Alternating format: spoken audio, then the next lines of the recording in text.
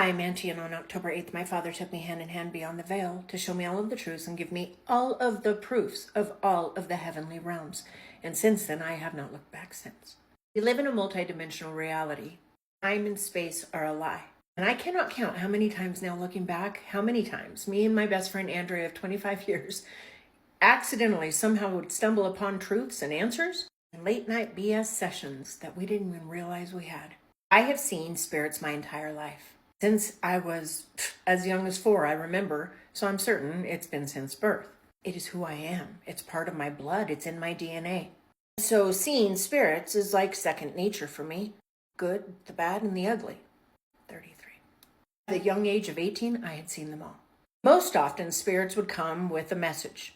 Or, if they were bad ones, they came to mad face, taunt, tease, and scare. But it was easy to discern between the different ones. Then there were the others. What others, Auntie? I'm glad you asked. The spirits that didn't even know they were being seen, had no agenda, and honestly, when I would see them, it just looked like they were living their life. Most often they were from a different time, but they were not there intentionally. And most often, they had no idea we were even there at all. Those were the ones I called the glitches. You see, Andy and I were talking one night. I said, Letty, I said, Andy, you know, these spirits that I see with no agenda, and honestly, they have no idea that we're even there. These spirits that look like they're just going about their normal average every day. For some reason, I can see them. Most often people call them ghosts, but these were different. I told Andy, I said, what if we are existing where we are? Let's say we're in my old alley house. Circa 2001. Why not? Well, there's been an awful lot of time and awful lot of history and an awful lot of people that, well, might have particularly lived right there and right then. I told Andy one night, what if we're a ghost to somebody every once in a while and the Matrix glitches and we don't even know, and they see us and think, woof, I just saw a ghost, when really it was just us living our life and the Matrix glitched for a second. Some people believe these types of spirits are residuals. People that have passed away, but because that place was important to them, they live on a loop, a residual ghost of them, if you will. What if I were to tell you something that happened in 2024 taught me just exactly how wrong we had been all along? And it was all a ghost that I saw in 2001. A ghost I will never forget. I might be all over the place on this. I'm not sure if I transitioned into this well, but whatever. Here we go. One night, Andy and I were in my little 600 square foot, 2-bedroom, 1-bath alley house. I was in my early 20s, and we were having one of our late night, up all night chats, when suddenly I saw her, a woman sitting crisscross applesauce on the floor, who had short, straight hair and wearing glasses. She was a blonde, built exactly like me, except she had tatas. I didn't have tatas back then. Whenever I would see a spirit, it would be like the first time. It would take your breath away. It'll startle you. You're not expecting it. Andy used to laugh, Letty, I love when this happens because it's always like the first time for you. But this woman startled me. She took my breath away. I wasn't expecting her. I knew right away she was one of these, the ones that was caught in the glitch in the Matrix. Somebody just maybe living her life because she didn't approach me the way a spirit would if they had something they wanted to say. She was doing something and very looking hard at something. And then suddenly it happened. She could see us. She could absolutely see us, and it startled her. No, it looked like it scared the hell out of her. And I said, whoa, she can see us. How can she see us? 333. And then I said, why is she scared? All of the spirits I've seen in my life, and I've lost count, I'll never forget this one. Whoa, she can see us. How can she see us? And why is she scared? And then she was gone. I knew right away this wasn't typical ghost behavior. This wasn't typical person, spirit coming back to me trying to give me a message. And I knew darn well she wasn't a bad one because I could watch her and see her looking intently into something. And then, well, she saw us and she wasn't prepared to see us. She was going about her everyday life. And then suddenly, by seeing us, she was scared. Full body chills. We live in a multidimensional reality. And that woman proved it to me. Because in 2024, as I've been taken beyond the veil, one night as I was in my garage looking in a mirror, I could see the spirit easily. This was when I just first started in my journey and I was surrounded in the spirit, trying to learn about the realms. See, beyond the veil, There are words. Words are everywhere. What you speak becomes words. There are words in the spirit. It's almost as if it makes it up, the matrix, because there are words everywhere. And you cannot hide the things that you say, nor the things that you think, because they are loosed on earth, they are loosed in heaven. Kept record of, and there is an account.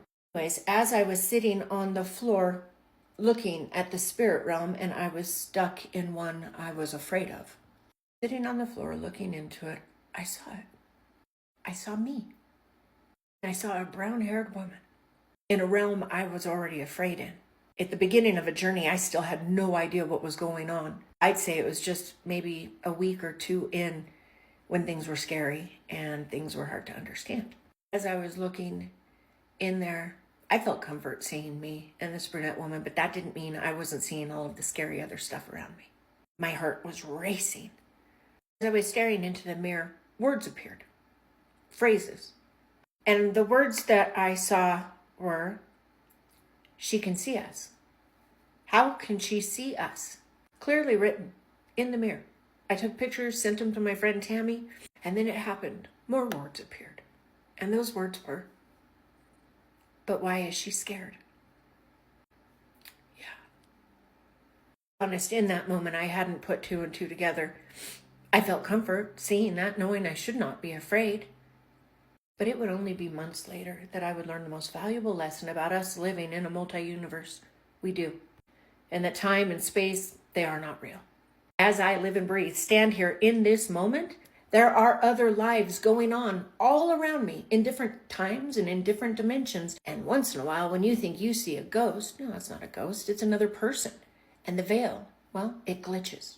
The matrix, it glitches. The system, it glitches. The simulation, it glitches. And the thing, the person, the entity you think that you just saw was a spirit was just as flesh and blood as you and I, living their life in the same space, but in a different time. Lo and behold, we did it again. Little Andy and Letty in 2001 figured it out. During our late night conversations, our what ifs or maybes. But this one, we landed on the truth. We figured it out and we were right. We live in a multidimensional reality. And that ghost that I saw in 2001, the woman with blonde, short, straight hair and glasses, sitting crisscross applesauce on the floor, looking so strong and deep and intently into something, when suddenly she saw me out of nowhere, unexpected, and she saw Andrea too. That woman I saw that night that I can never get out of my head, I'll never forget her. She was the one that taught me and proved to me that our theory, that those ghosts are actually people living their lives in the veil, she was the one that taught me it's true. She was the one that taught me it's right. Because that night in that little alley house in my early 20s, when I caught the glimpse of a total stranger staring back at me, startled, she taught me the most important lesson. We do live in a multidimensional reality, and thank you to that woman that I saw, I now know it is true. That total stranger, that woman who was scared looking back at me, that total stranger, 23 years later would teach me the truth. Because that total stranger I was staring back at, 23 years later, I would discover she was me. Full body chills again. We live in a multidimensional reality. We do. Time and space are not real. Those spirits you see out of the corner of your eye, just living their life, they are right alongside you. But just for a split second, there's a glitch in the matrix, and you see them, and maybe they see you. So apparently this happened to this girl 10 years ago, and she's still trying to think of an explanation as to why. Now, when I listened to this story, I was like, But I'm gonna wait till the end to tell you what I'm thinking, just to see if it's the same thing that you're thinking. Lock in, me and you right here. So at the time, she was working at a taco stand, and usually they would leave work around 3 or 4 in the morning. So basically, she had to walk home after that, and the areas that she had to walk through were a little scary. She says that there was a lot of abandoned houses, some streets didn't even have light. So after closing up, she says that her coworker insisted on walking her home because he knew how late it was and it was a little scary. They started walking, and they had barely hit one of the corners when they noticed noticed that there was a dog walking with them now. She said the dog was like really short and cute and fluffy, and it just didn't seem harmful. She was very familiar with the street dogs because sometimes she would feed them from time to time, but she said that she had never seen this little dog before. She noticed how the dog looked at them for a few seconds and then started walking in front of them. She thought to herself that maybe the dog was just gonna walk with them for a little bit, but then she noticed something really weird. The more they walked towards her house, it was almost as if the dog knew where they were going, because again, the dog was walking in front of them and not behind them. The dog would even go towards the corner that they were gonna have to take, and it was so weird because as they would advance, they started noticing that a lot more dogs were joining in on their walk. At first, it was 2 dogs, then 5, and then so many just surrounding them. She noticed how some of the dogs were coming from like dark places, some of them were coming out from underneath cars. She also noticed another detail, and that on their walk, these dogs would start barking at them. But then that little fluffy dog that had joined them in the beginning would go up to those dogs, wouldn't growl at them, like it wasn't like they were gonna fight. It was almost as if the dog was communicating something to them, and by the time they would walk past them, the dogs would join in on the walk. So obviously after noticing that, she said that she started to get a little nervous. She would also turn to look at her coworker, and he looked so uncomfortable that she would notice that he would also look behind them because there were so many dogs just around them. So another weird thing happened a few blocks after all of this. There was really big dogs in that street, and she noticed that those dogs were growling and barking at her coworker. It was so bad that she could see like the dog's teeth as they're growling at the coworker, and he got so scared that he actually grabbed her by the shoulder. When he did that, these dogs just got a lot worse. They started barking and growling even more than they were before, and when he let go of her is when they stopped growling and barking at him altogether. At this point, she was so scared, and obviously her coworker was so scared, they started walking just a little bit faster, and that little fluffy small dog that had joined them in the beginning was still ahead of them, walking towards the direction of her house. She explains how this little fluffy dog would even run like further. He would lay on the street and wait for them to get to where he's at. He knew where they were going, and the other dogs also started joining him when they would run a little further, lay on the street, and then start walking again when they would catch up to them. She said that it got to the point where she started counting the dogs. She counted up to 40 and she wasn't done. That is how many dogs were surrounding them in their walk. She said they were big, small, short, skinny, fluffy, like all these dogs were just there with them. She explains that none of the dogs ever growled at her, barked at her, or made her feel like she should be scared of them. However, the situation itself was just too weird for her. When they finally got to the front of her house, she says that her coworker literally said goodbye and left almost running away from her. She could tell that he was so freaked out and so scared, but she says that even after this, the weirdest thing also happened for her. None of the dogs followed him. All of the dogs, as soon as she got to her house, started going to different streets. They all started going back to wherever they belonged to, and none of them actually walked her coworker home. Basically, all the dogs went back to where they belonged, and she said that the only one still with her was that little fluffy dog from the beginning of their walk. This dog stayed with her, walked up the stairs to her door with her. When she opened the front door of her house, she said that the little dog sat down, almost like he just wanted to see her walk in, like almost like he wanted to make sure that she would get home safe. When she was about to walk in, she decided to turn around and say thank you to the dog because she just felt like the dog really wanted to protect her. And after she says thank you, she said that the dog stayed there for a few seconds and then turned around and started walking away from her house. She says that it's been 10 years and she never saw this little fluffy dog again, but she feels that something was going to happen to her that night. She strongly feels like those dogs really protected her that night. Now lock in with me. Lock in with me because this is the only thing that I thought about this entire fucking story. Her coworker, yes or no? Yes or no? I feel like he was gonna do something to her. Why were the dogs growling at him, barking at him, showing their teeth, and then when he got scared and like grabbed her by the shoulder because of how scared he was, they went even crazier until he let her go. They also didn't walk him home. I feel like they were there to make sure he didn't come back, right? Or am I crazy? Am I crazy? I don't know. That's all I could think about. Let me know what you think in the comments. Hello and welcome back to a series of spooky stories, The Haunted Tea Spill. This series is brought to you by all things spooky and ungodly amounts of paranormal activity. Featuring this initial necklace. While this is gold, they also have silver, so if you don't like gold, there's another option. It's down here if you want it. Now onto the story. I love your videos. Thanks. This story is about some creepy things that I've experienced at work, which is actually where I first started watching your videos. I'm not sure how spooky scary this story will be, but it definitely scared me and still does. I work in a nursing home in my hometown. Just based off of that fact alone, I can go ahead and confirm that that will be spooky scary. Yes, absolutely. I only work overnights because it's way easier and I don't mind being up all night. On this particular night, I was assigned to the basement and put in charge of the pod for the night. The basement? This was one of the first times that I had worked an overnight shift, and this was also the very first time that I had been in the basement pod. I'm still not liking that there's a basement option for a pod. Luckily, one of my best friends was afloat for the night and would be checking on me throughout the shift. It was probably around 2 or 3 a.m., I'm not sure. I was waiting for my friend to come downstairs to help me with rounds. I knew it would be a little longer since she was floating between the first floor, the second floor, and the basement. I was making sure that the cart was ready to go so we could get the rounds over with. Then I saw someone in the corner of my eye. I assumed it was either the nurse or my friend trying to scare me. So I called out and said, "Hey, you're not funny. Let's get this over with." When I didn't get a response, I decided to walk the wraparound-like hallway to scare her before she could get me. When I got to the back stretch of the hallway, I was facing a set of double doors. In the front of the doors was a tall, dark figure. Mr. Shadow Man. I was shocked as we usually don't get visitors around this time, but I wouldn't put it past some family members. That is actually pretty valid. When I see this man, I say, "Oh, hi, you scared me. Did you need something?" Without saying a word, he turned and looked at me with an eerie grin and proceeded to go through the doors without opening them. Boy, at this point, I kind of start freaking out and call my friend to tell her to please hurry and come downstairs. Kind of freaking out? That's something to be a little bit more than kind of freaked out about. She said she was in the elevator on the way down. I decided to go sit in the living room area on the floor with all the lights on so that I could calm down until she got to me. When she asked me why I looked so freaked out, I told her what happened. She then looked at me with wide eyes and said, "We saw something similar upstairs."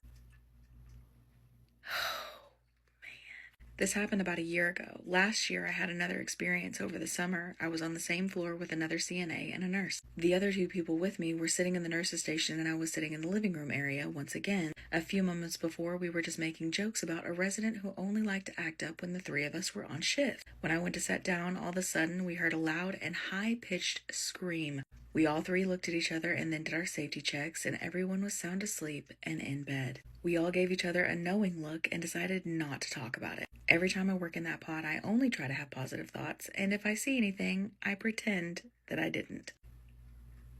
I can't think of anyone who has worked in healthcare in general, but specifically nursing homes, who haven't experienced some creepy ass shit on shift all the time. It's creepy as fuck. That is definitely creepy. And then to add to the creep factor, they turn and they look at you with an eerie smile and just walk through a fucking door. Just walk through it without opening it? Are you shitting me? Like I said, and I knew before the story even went on that it indeed was going to be spooky scary whenever you mentioned that it was going to be in a nursing home. And then you mentioned it was in a nursing home. In the basement? Please. Rate it on a scale of 1 to 10. 1 being the least scary, creepy, spooky, 10 being the most. If you have a story of your own that you want to submit, you can do so on the link tree in my profile. Don't forget to go follow my backup account. I've been super active over there. I am trying to get a car soon, and any money that I make off of that account will be going towards my car jar. I'll see y'all the next episode. Stay spooky, friends. Do you know someone that drives a truck? Are they a compulsive liar?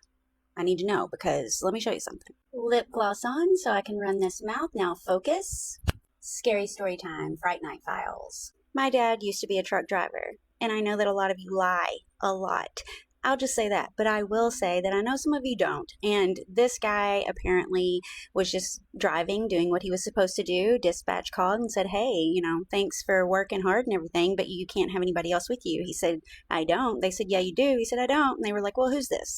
And that's what I want to know. Now, could this be just made up for shits and gigs? Maybe. I don't know. The lady doesn't have a jaw, but I do have some other photos taken by dash cams of truck drivers. And like I said, now it's going to be up to you to decide if they're liars or telling the truth. First up, this guy's driving down the highway, minding his own business, working, when all of a sudden, there's this lady. Kind of looks a little bit like Marilyn Monroe. I don't know why this woman would be out walking. He gets up close to her, goes to slow down, then just poof, she's gone.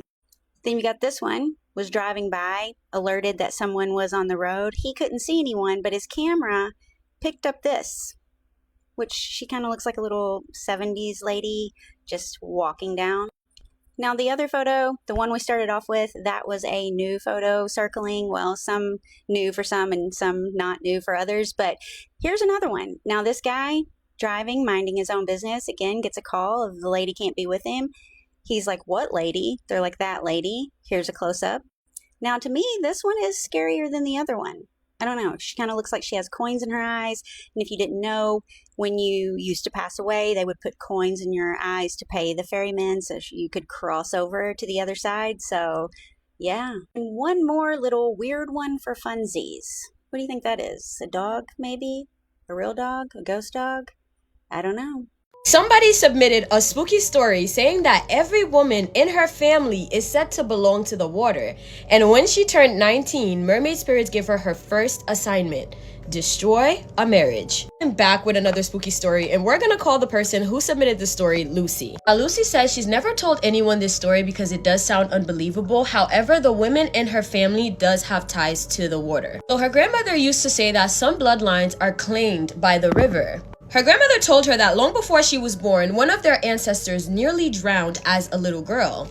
She disappeared underneath the water for hours. When she was found, she was alive, sitting calmly on the riverbank with a cowrie shell in her hand. And from that day on, she changed, and Loki, so did the entire bloodline. So she became unnaturally beautiful. Men obsessed over her, women feared her.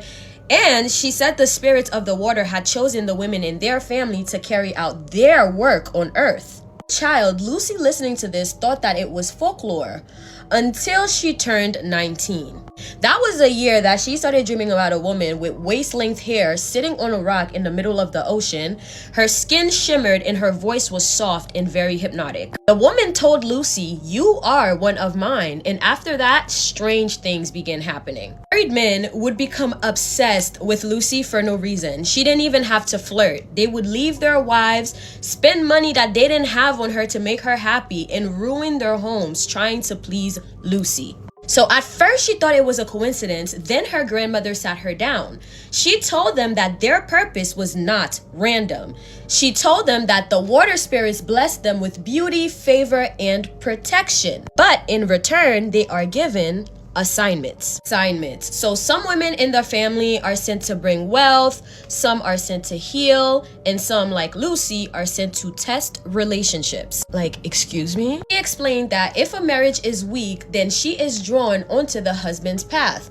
Her presence exposes what was already broken. If he betrays his vows, the union will collapse. Lucy asked if that made her evil, but her grandmother shook her head and said no. She says the spirits do not force anyone to sin. They reveal what is hidden. And that explanation comforted her for years. But later, as she got older, she began questioning everything. Because the dreams became more intense, the mermaid woman would appear and whisper names to her, specific men.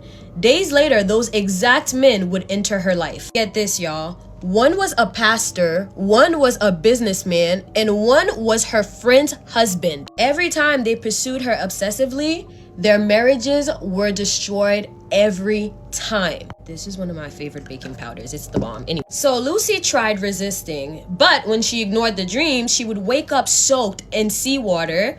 She would find something on her bedroom floor, or she would hear knocking coming from inside of her bathroom. The nightmares would intensify. Something would always happen. So once, after refusing for months, she nearly drowned in a pool during a party. Something wrapped around her ankles and pulled her under. And as she blacked out, she heard that same familiar voice that was saying, "You cannot reject what you were born to do." Now, Lucy says she survived the whole drowning. However, she was terrified. So at this point, Lucy finally decided to go to a spiritual elder outside of her family, expecting him to tell her that she was cursed. Instead, he said something that changed her life. He said that her gifts are neutral. What matters is how she uses them. He says, yes, your bloodline may be connected to the water. You may have unusual influence over people, but your destiny is not to destroy. Your real calling is to reveal truth and choose kindness. And that hit her hard because for the first time, she understood that she had a choice. She didn't have to become a weapon. She could use her intuition to protect others, set boundaries, refuse to entertain men that were not available, and she could break the cycle.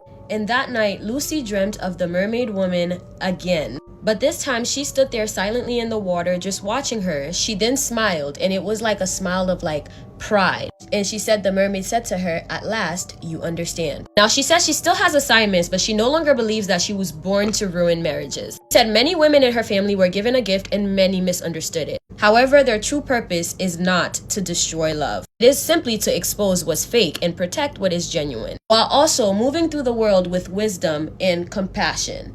The water chose them, but kindness is the legacy that she chooses to leave behind. Ugh. Thank you, Lucy, for submitting your spooky story. If you have a spooky story that you want me to tell, feel free to submit it to me right here on TikTok or DM me on Instagram. I say it on all my videos. I love you, my abducted humans, from your favorite Haitian homegirl. My grandfather quit the lighthouse service was the year Lake Michigan froze black instead of white. That's what he told me on the night he died. This is Nick's allegedly true submission to Spooky Scary Storytime, and he says that his grandfather never told a lie in his life, and if this was a tall tale, he doesn't know why he would pick his deathbed to do it. He says his grandfather spent 53 years refusing to talk about the winter that he took a temporary assistant job at South Manitou Island Lighthouse, which is a real lighthouse about 20 miles off the coast of Michigan. Worked this job at a time before radar became reliable and before modern navigation systems, and when lighthouse keepers were really the difference between sailors making it safely to shore or getting lost at sea in the dark. But Nick says his grandfather started the story by calling him over and telling him, people forget how dangerous Lake Michigan truly is. Storms and the water don't behave like a normal lake there. Storm waves can rise 20 feet and behave in strange patterns, which old sailors used to call the three sisters, where one massive wave is followed by two bigger ones, which can capsize almost any boat. Hundreds of ships lie at the bottom of Lake Michigan, and because of the water temperature at certain depths, bodies can be preserved for decades. And because of this, certain old sailors believe that the lake was conscious and that it was alive, and that if it wanted something, it kept it. Grandfather said, I believe this too. He was 19 in 1934 when he took the temporary assistant lighthouse keeper position after the previous assistant keeper had disappeared. Officially, he had rowed out during a storm to secure a buoy line and never returned, but unofficially, he had been hearing singing for weeks.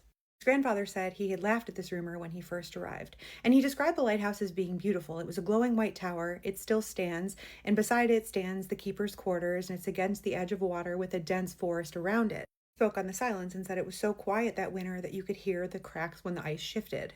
He worked under a lighthouse keeper named Ernest Hustler, who is documented in service logs, and the first night he arrived, Hustler told him that there are rules in the lighthouse. Of course, Nick's grandfather expected this, but he didn't expect him to tell him, if you hear knocking after midnight, don't answer the door. His grandfather laughed at this, assuming he was pulling his leg, but Hustler continued, and he said, and if you see a woman on the shoreline, leave her there. His tone did not suggest he was joking, so Nick's grandfather didn't say anything, and then he said, do you understand me, boy? And Nick's grandfather nodded, even though he did not. And for 3 weeks, nothing happened.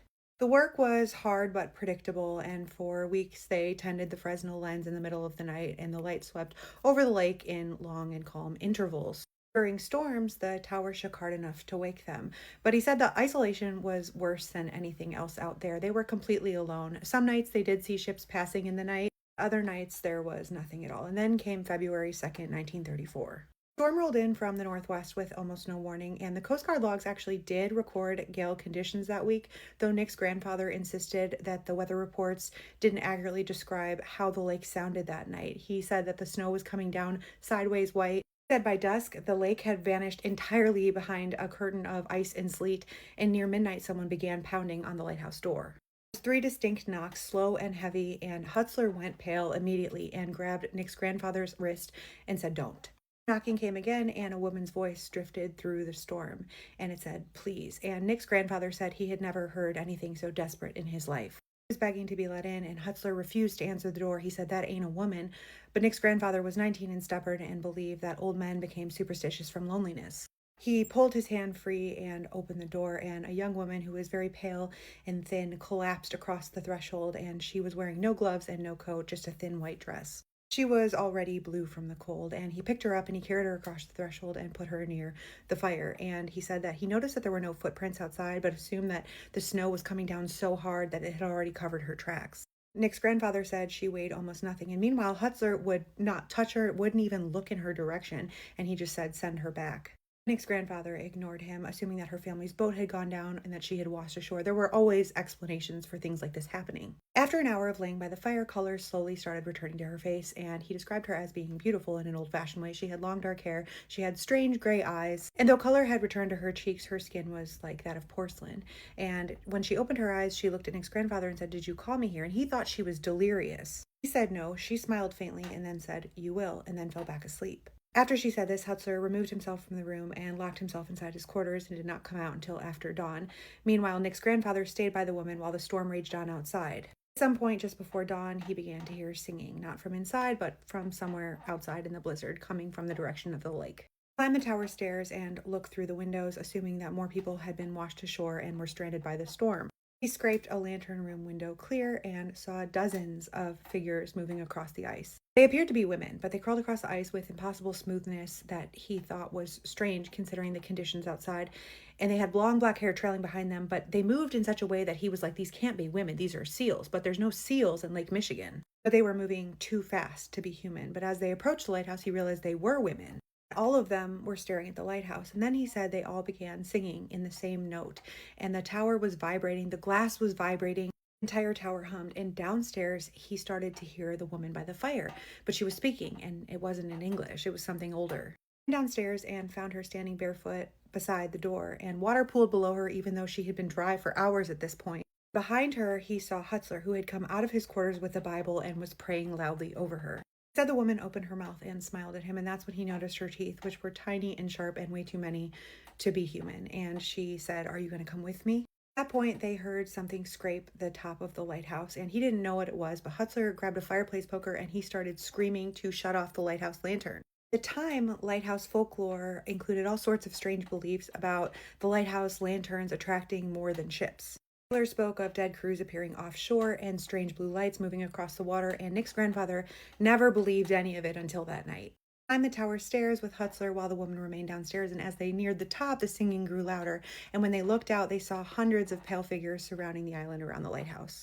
This time, they were completely still, and they were watching the lighthouse beam sweep across the frozen lake, and they were waiting for the dark between rotations to move. Hutzler shattered the lantern with the fireplace poker, and the light died instantly, and at the same time, every voice outside stopped at once. Then came the final sound from below them, which was the sound of the front door opening, but by the time they reached downstairs, the woman was gone and the storm had ended. Outside, it was dawn. The sky was light blue, and across the snow, there was not a single footprint, just one long mark that looked like something had been dragged back out to the water. Nick's grandfather quit the lighthouse service that morning, and he was afraid of the lake after that. He never returned to another lighthouse, and Nick's grandmother even told him that he refused to even eat fish from Lake Michigan. He wouldn't even look in the direction of water after dark. And Nick says what's interesting is there are actually entries missing from the Coast Guard's logs from that winter. There are entire nights torn clean from the record book, and officially nothing unusual happened there on February 2nd, 1934. Records indicate that it was just another winter on the lake and just another temporary assistant lighthouse keeper who resigned unexpectedly. I asked Nick, I said, "Did you ask him any questions?" And Nick said, "Well, I asked him if he thought they were mermaids," and he grabbed my wrist and he said no. He said, "I think they're what the lake makes from the people it decides it wants to keep." Hello, my name is Cody from Australia. I am 25 years of age and don't believe in any horror or spiritual things until recently. I've always been an outdoorsy guy and loved going camping with my cousin. Let's call her Lily. Me and Lily went camping about 1 to 3 times a year, depending on how much money we have and what our schedules look like. Lily told me that she'd found a cheap Airbnb for $100 for 5 nights. I thought, what a deal, and decided to go. I cleared my schedule and got on the road. I picked up Lily and off we went. The drive was about 3 hours from my house, which, to be fair, we have been on longer, but for some reason my gut was telling me not to go. But I ignored it and just kept driving. The road ended long before we expected it to, and I slowed down the car. The GPS wasn't working, but Lily insisted that we were close and that she'd looked on maps before we came and said she remembered. I followed her directions and we ended up at the Airbnb, which looked sort of like a rundown cabin. No wonder it was so cheap. I went inside to explore and see what the cabin had to offer.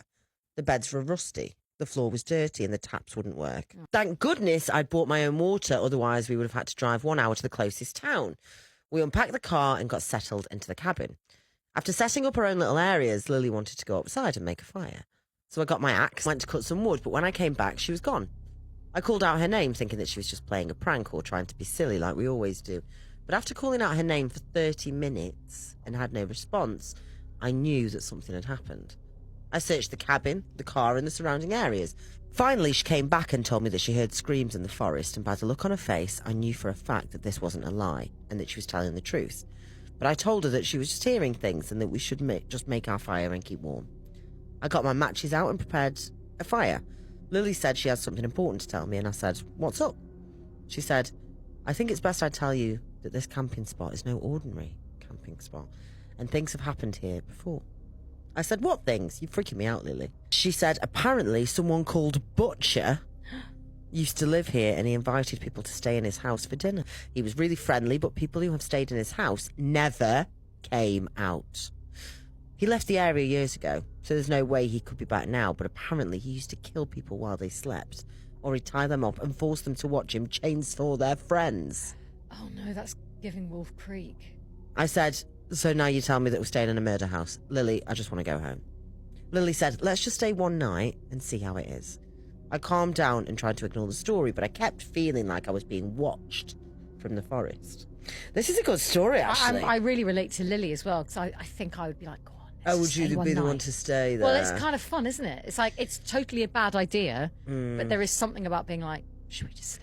I'd convinced myself that Butcher's back. I calmed down and tried to ignore the story, but I kept feeling like I was being watched from the forest. Night came fast and we were both tired and went to bed around 10:30. I slept until 2:37, and that's when I heard the screaming. I got up and rushed to find Lily, but found her fast asleep. I walked back into my room and fell to the floor as I looked up and saw, "You shouldn't have come here uninvited," written in blood. Oh, Jesus. I screamed and ran to Lily's bed, but she was knocked out as she takes sleep medication and it wouldn't wear off until the morning. Hand it over, Lily. Hello, Valiant. I had no idea what to do, but then all of a sudden, I was terrified. I looked through a tiny glass window and saw a man holding a chainsaw. He was wearing a mask, so I couldn't even see his face.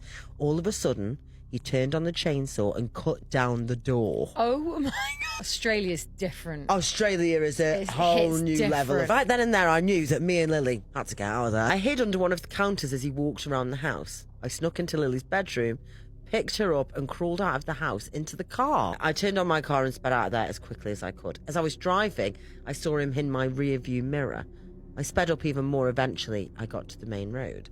I didn't look back and drove to take Lily home. I haven't spoken to her since then, so I don't know how she's going or what her story is. But this is mine, and I'll never be staying in another Airbnb again. Love spells gone wrong. Story time. This story is about me because I think he put a love spell on me. When I was 21, I became friends with this girl named Megan. She had a father named Mr. Jim, who was an absolute pig. He was disgusting. Mr. Jim hit on me and asked me out 1,000,000 times, and I would always say no. Jim knew I had a boyfriend named Zach who I was very committed to, but he didn't care. He would get an attitude. You could tell he didn't like being rejected because he was used to getting what he wanted. Her daddy was a known bootlegger around here, and if you wanted good wine or shine, you went to him. And he knew I was looking for a specific type of homemade wine, so he made it for me, 2 small little jars. I took it home and drank it. Now, I had this dream about Mr. Jim, and it's me and him having schmegs, and when I wake up, I'm like, why in the world would I dream that? I don't even like him like that. Ew. But the dreams about Jim continued, and they get a lot worse and more graphic. I tell Zach about it, and he's like, that's kind of weird. Like, it sort of bothered him, but he knew I couldn't control it. Well, then I start talking about Mr. Jim a lot. Like, we could be having a normal conversation. I'd say, I wonder if Mr. Jim would do that. I wonder if he likes that kind of food. I wonder what he's doing. Well, of course, Zach gets annoyed and said, I don't want you hanging out with them no more. And I said, you can't tell me what to do. I'll do what I want. And I kept telling myself, Alicia, you don't go after your friends' daddies. That's a no-no. You've never done that. What are you thinking? But I couldn't stop. Things were getting really weird. I start thinking we're soulmates, we're connected, we're meant to be together. And then all of a sudden,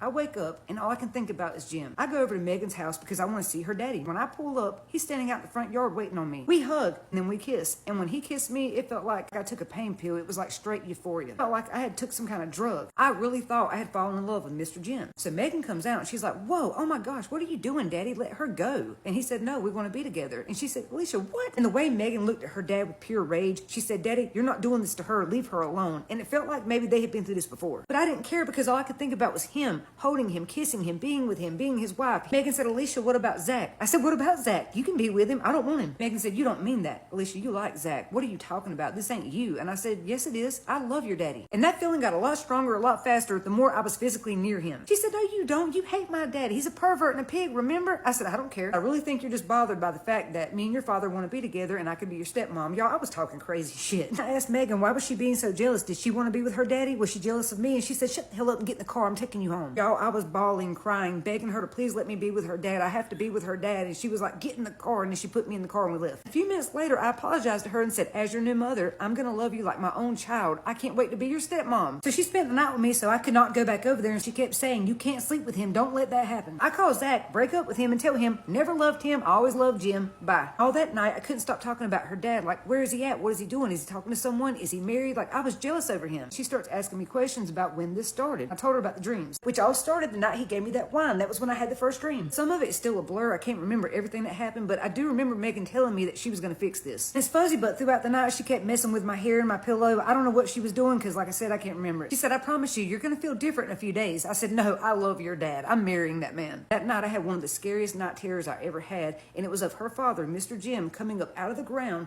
grabbing me by my legs and pulling me back down into the ground, and I could not get away. Next day, I did not feel the same way I felt the day before. I was so embarrassed. I couldn't believe I went after her daddy. I went and apologized to Zach face to face, but we didn't get back together. He really thought me and Jim had something going on behind his back. Sometime that week, I ran into her dad at a store, and he tried to hug me, and I pushed him off and said, ew, get off me. He said, girl, you love me. We're getting married, remember? I said, what the fuck are you talking about, dude? I don't like you like that. I've been telling you that for years. He said, oh, it's like that now? You don't love me no more? I said, I never loved you, and I know you drunk and drink, bitch, and if you come back around me, I'm gonna fuck you up. I know you was trying to drug me or something like that. You done broke me and Zach up. You better stay away from me. He started laughing in my face, and I got so mad that I had to leave because I was having really dark thoughts about hurting this man. Well, I'm crying, and I called Megan over because I was so confused and hurt, and she tells me, look, I think I know why this started. And I'm like, why? And she said, my family is originally from the mountains of North Carolina, and my grandma and great-grandma did roots, so my dad knows a lot about it, and I think he might have done something to you. Megan also told me that her dad had been known to do stuff like this just to get laid and take the spell off once he got what he wanted, leaving these women feeling hurt, confused, and out of their mind like they just lost it. That's how he got 6 kids by 6 women who hate his guts. I don't know if that's true, but that's what she said. So we go back and forth between, did he drug me? Did he put a spell on me? We don't know. All I can tell you is one day I was falling in love with Zach, and the next I was in love with her father, a man that grossed me out so much I'd get nauseated around him, and then I was going to marry him. I don't know what he did, but he did something to me. She said, but my daddy knows nothing good comes from doing this stuff. You could have got hurt. Him, me, Zach, any of us could have been hurt. She was absolutely right, because during all that, I was having some crazy dark thoughts, stuff I had never thought before. And then Megan was gone. She took all her stuff and left, didn't even say goodbye. I never saw her again. He left North Carolina too, but I don't know where he went. So while filming this, I did a background check on her father, and you will not believe what happened to him. It took me a while, but I finally found his obituary, which was linked in another country to an article about him being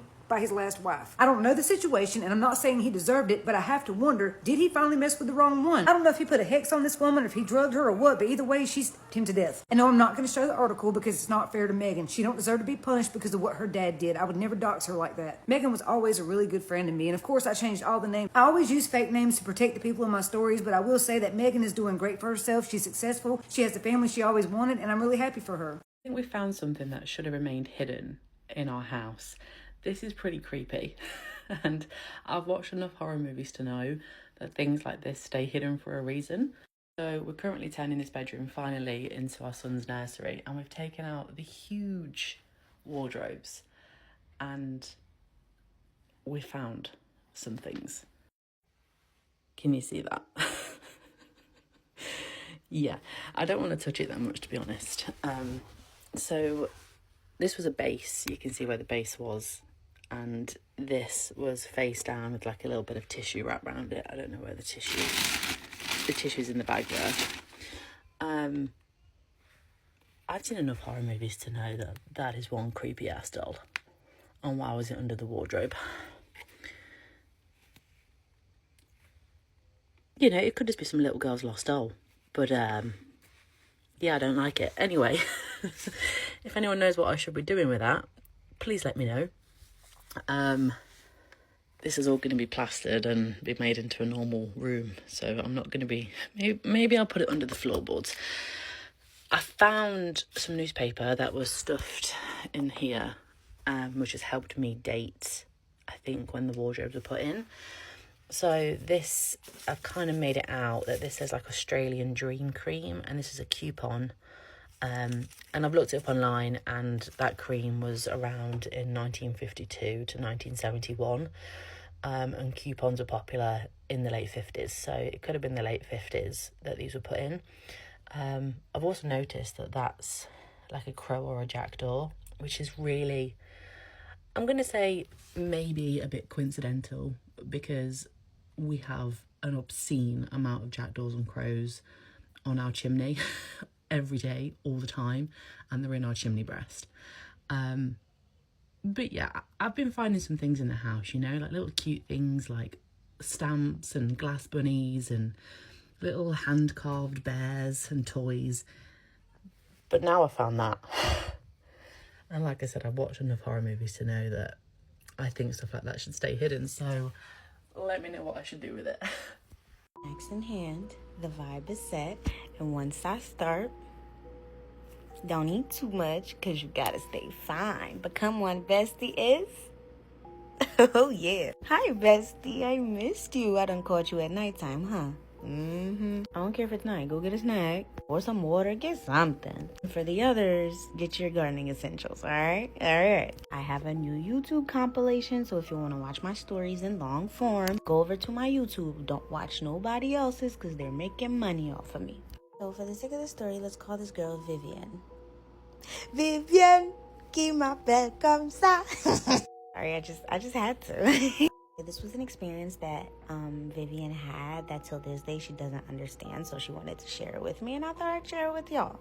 So one night, Vivian went to sleep like everything was normal, you know, nothing was wrong. She just went to sleep.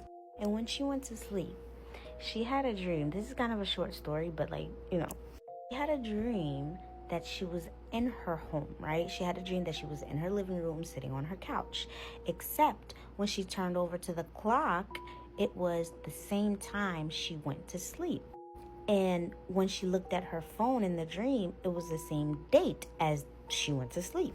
All of a sudden, she started to hear so many different voices.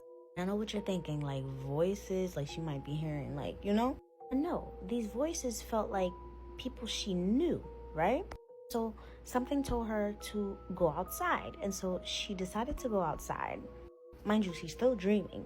She decided to walk outside of her home. And when she got out there, it was as if she can see everyone's dream. Like the moment she got outside, she looked up at the sky, and above each person's house, it's like she can see what they're dreaming about. And immediately when she realized that, she also realized that she was dreaming. And she said that it was kind of like the most beautiful yet terrifying thing that she had ever experienced. And so she decided to like walk down the street to kind of like peep at everybody's dream. And as she's walking down the street, she's literally like watching people's dreams. And certain dreams, she stood there because like they were getting interesting. It was like a TV show. Oh, and I also forgot to mention that when she walked out her house, she turned to face her own house. She didn't see her own dream, but she was seeing the dreams that her family was having, right? And then she decided to like take the walk and everything and look at everybody else's dream. Now, the only thing is that she noticed that most people were having regular dreams. However, some people's dreams were like darkly blurry. Like it was blur, but like a dark blur, and it was all like jumbled up. And remember how I told you like she was hearing voices? She wasn't hearing voices, she was hearing people's dreams. And so, but with the people that are blurry, she can't really hear anything. It just sounds jumbled up. And she decided to take like a tour around her block, look at everybody's dream, and eventually she said she felt like it was time for her to go back home. Like she felt it, and so she walked back home, and when she got in the house, she woke up. Now, when she woke up, right? Normally when you go to sleep, you wake up, you're well rested. When she woke up, she felt like she was 10 times more tired than when she went to sleep. And she actually had to take the next 2 days to rest, because no matter how hard she tried to get up and go on about her day, she was exhausted. And to confirm that she wasn't crazy, remember how I told you she was looking at her family's dreams? She asked her family what they were dreaming about. And exactly what she was seeing is what they were dreaming about. If anything, some of them couldn't even really remember part of the dreams. Like, they remember bits and pieces, but she saw the dream and she was actually telling them and reminding them. And they were like, how the fuck do you know what I was dreaming about? And she was trying to explain to them the experience, but not saying they weren't listening to her and they weren't taking her serious, but it was just kind of like they seemed more scared of her, you know? But yeah, Vivian only had that happen once to her in her whole life. Until this day, she doesn't know what that means. It's late night. I didn't, post any story times for y'all today. And I thought I'd post this. It's very short. So let me know what y'all think it means in the comments. Because she will be looking. She's still looking for answers till this day. I can't quite give an answer yet. Like, I would have to do research first because that's a first. But yeah, y'all. It's very short, but it's late. And your girl gotta go to sleep very soon. But yeah, don't forget to let me know if you did have a snack, Don't forget to go over to my YouTube channel and watch my stories in long form. Don't forget to grab your ebook. Okay, I love you. Good night. Bye. I've got something to talk about, and I hope this reaches the right people. I really hope this reaches the right people, okay? If you're in like a I'm gonna troll mood, I'm in a bad mood, just fuck off my video. Honestly, I need to talk. I need to talk real quick about some crazy ass shit that happened to me the other night. I took a few days to process it. I still don't understand what happened. So I'm gonna naturally, as any normal person would do, come on the internet and tell a bunch of strangers and hope they don't make fun of me.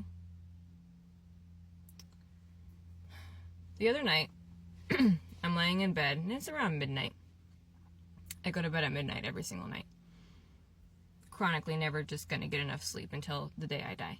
And I'm laying in bed, and I'm in that in-between phase of asleep and awake. In between. And as I'm laying on my pillow, I keep getting this woman. She was like a very small woman, like an image of a woman. Small woman, older, like 80s. White hair, short white hair. Like, it's done up really cute. Love that color of white. Can't wait till my hair gets like that. Love that. And her cute little cardigan, her cute little pants, and her cute little slip-ons. Like, she was really cute.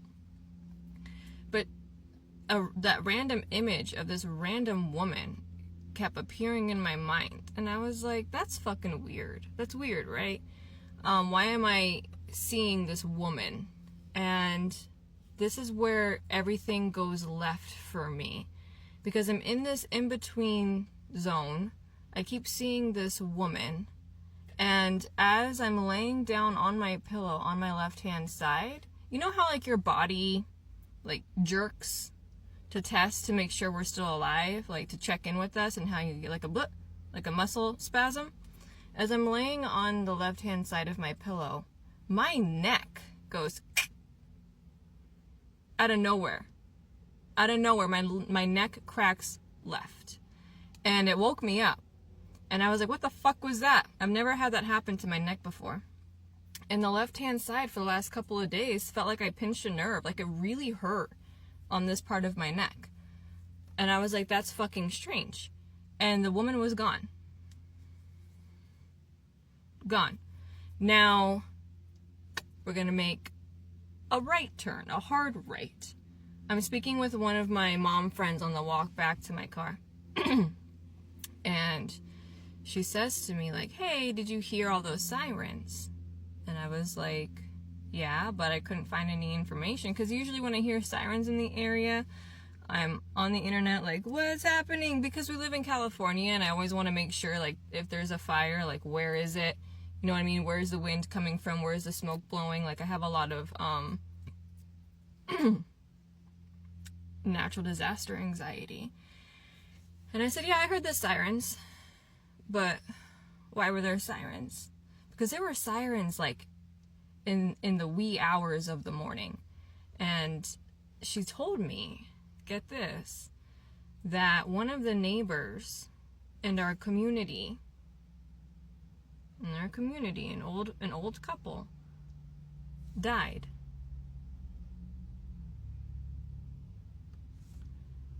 hang on, buckle in. She fell down the stairs, she slipped, and she broke her fucking neck.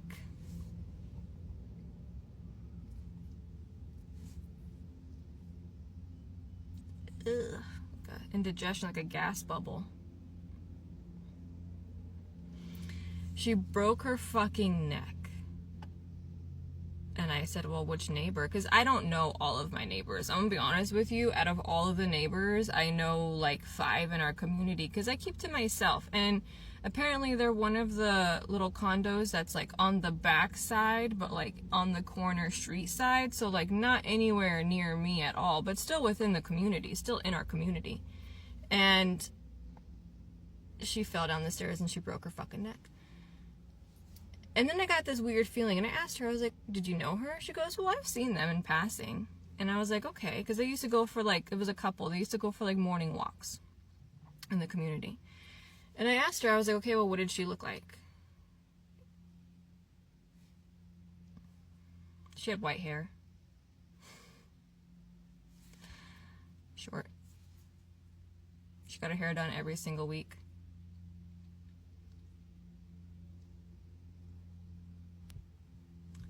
So I've been sitting with that for the last couple of days. I've been debating talking about it because it's fucking crazy. I'm aware. You know what I mean? I can't, who do I talk to about this? That like, oh, I don't know. Maybe I saw a dead lady in, R.I.P., a dead lady in my dreams the night she died. Like as she was passing through me. And when I saw her in my dream, there wasn't any emotion. There was just like, felt chill. It felt peaceful. It felt like she had all of her ducks in a row and no loose ends, and she had an accident and off she went.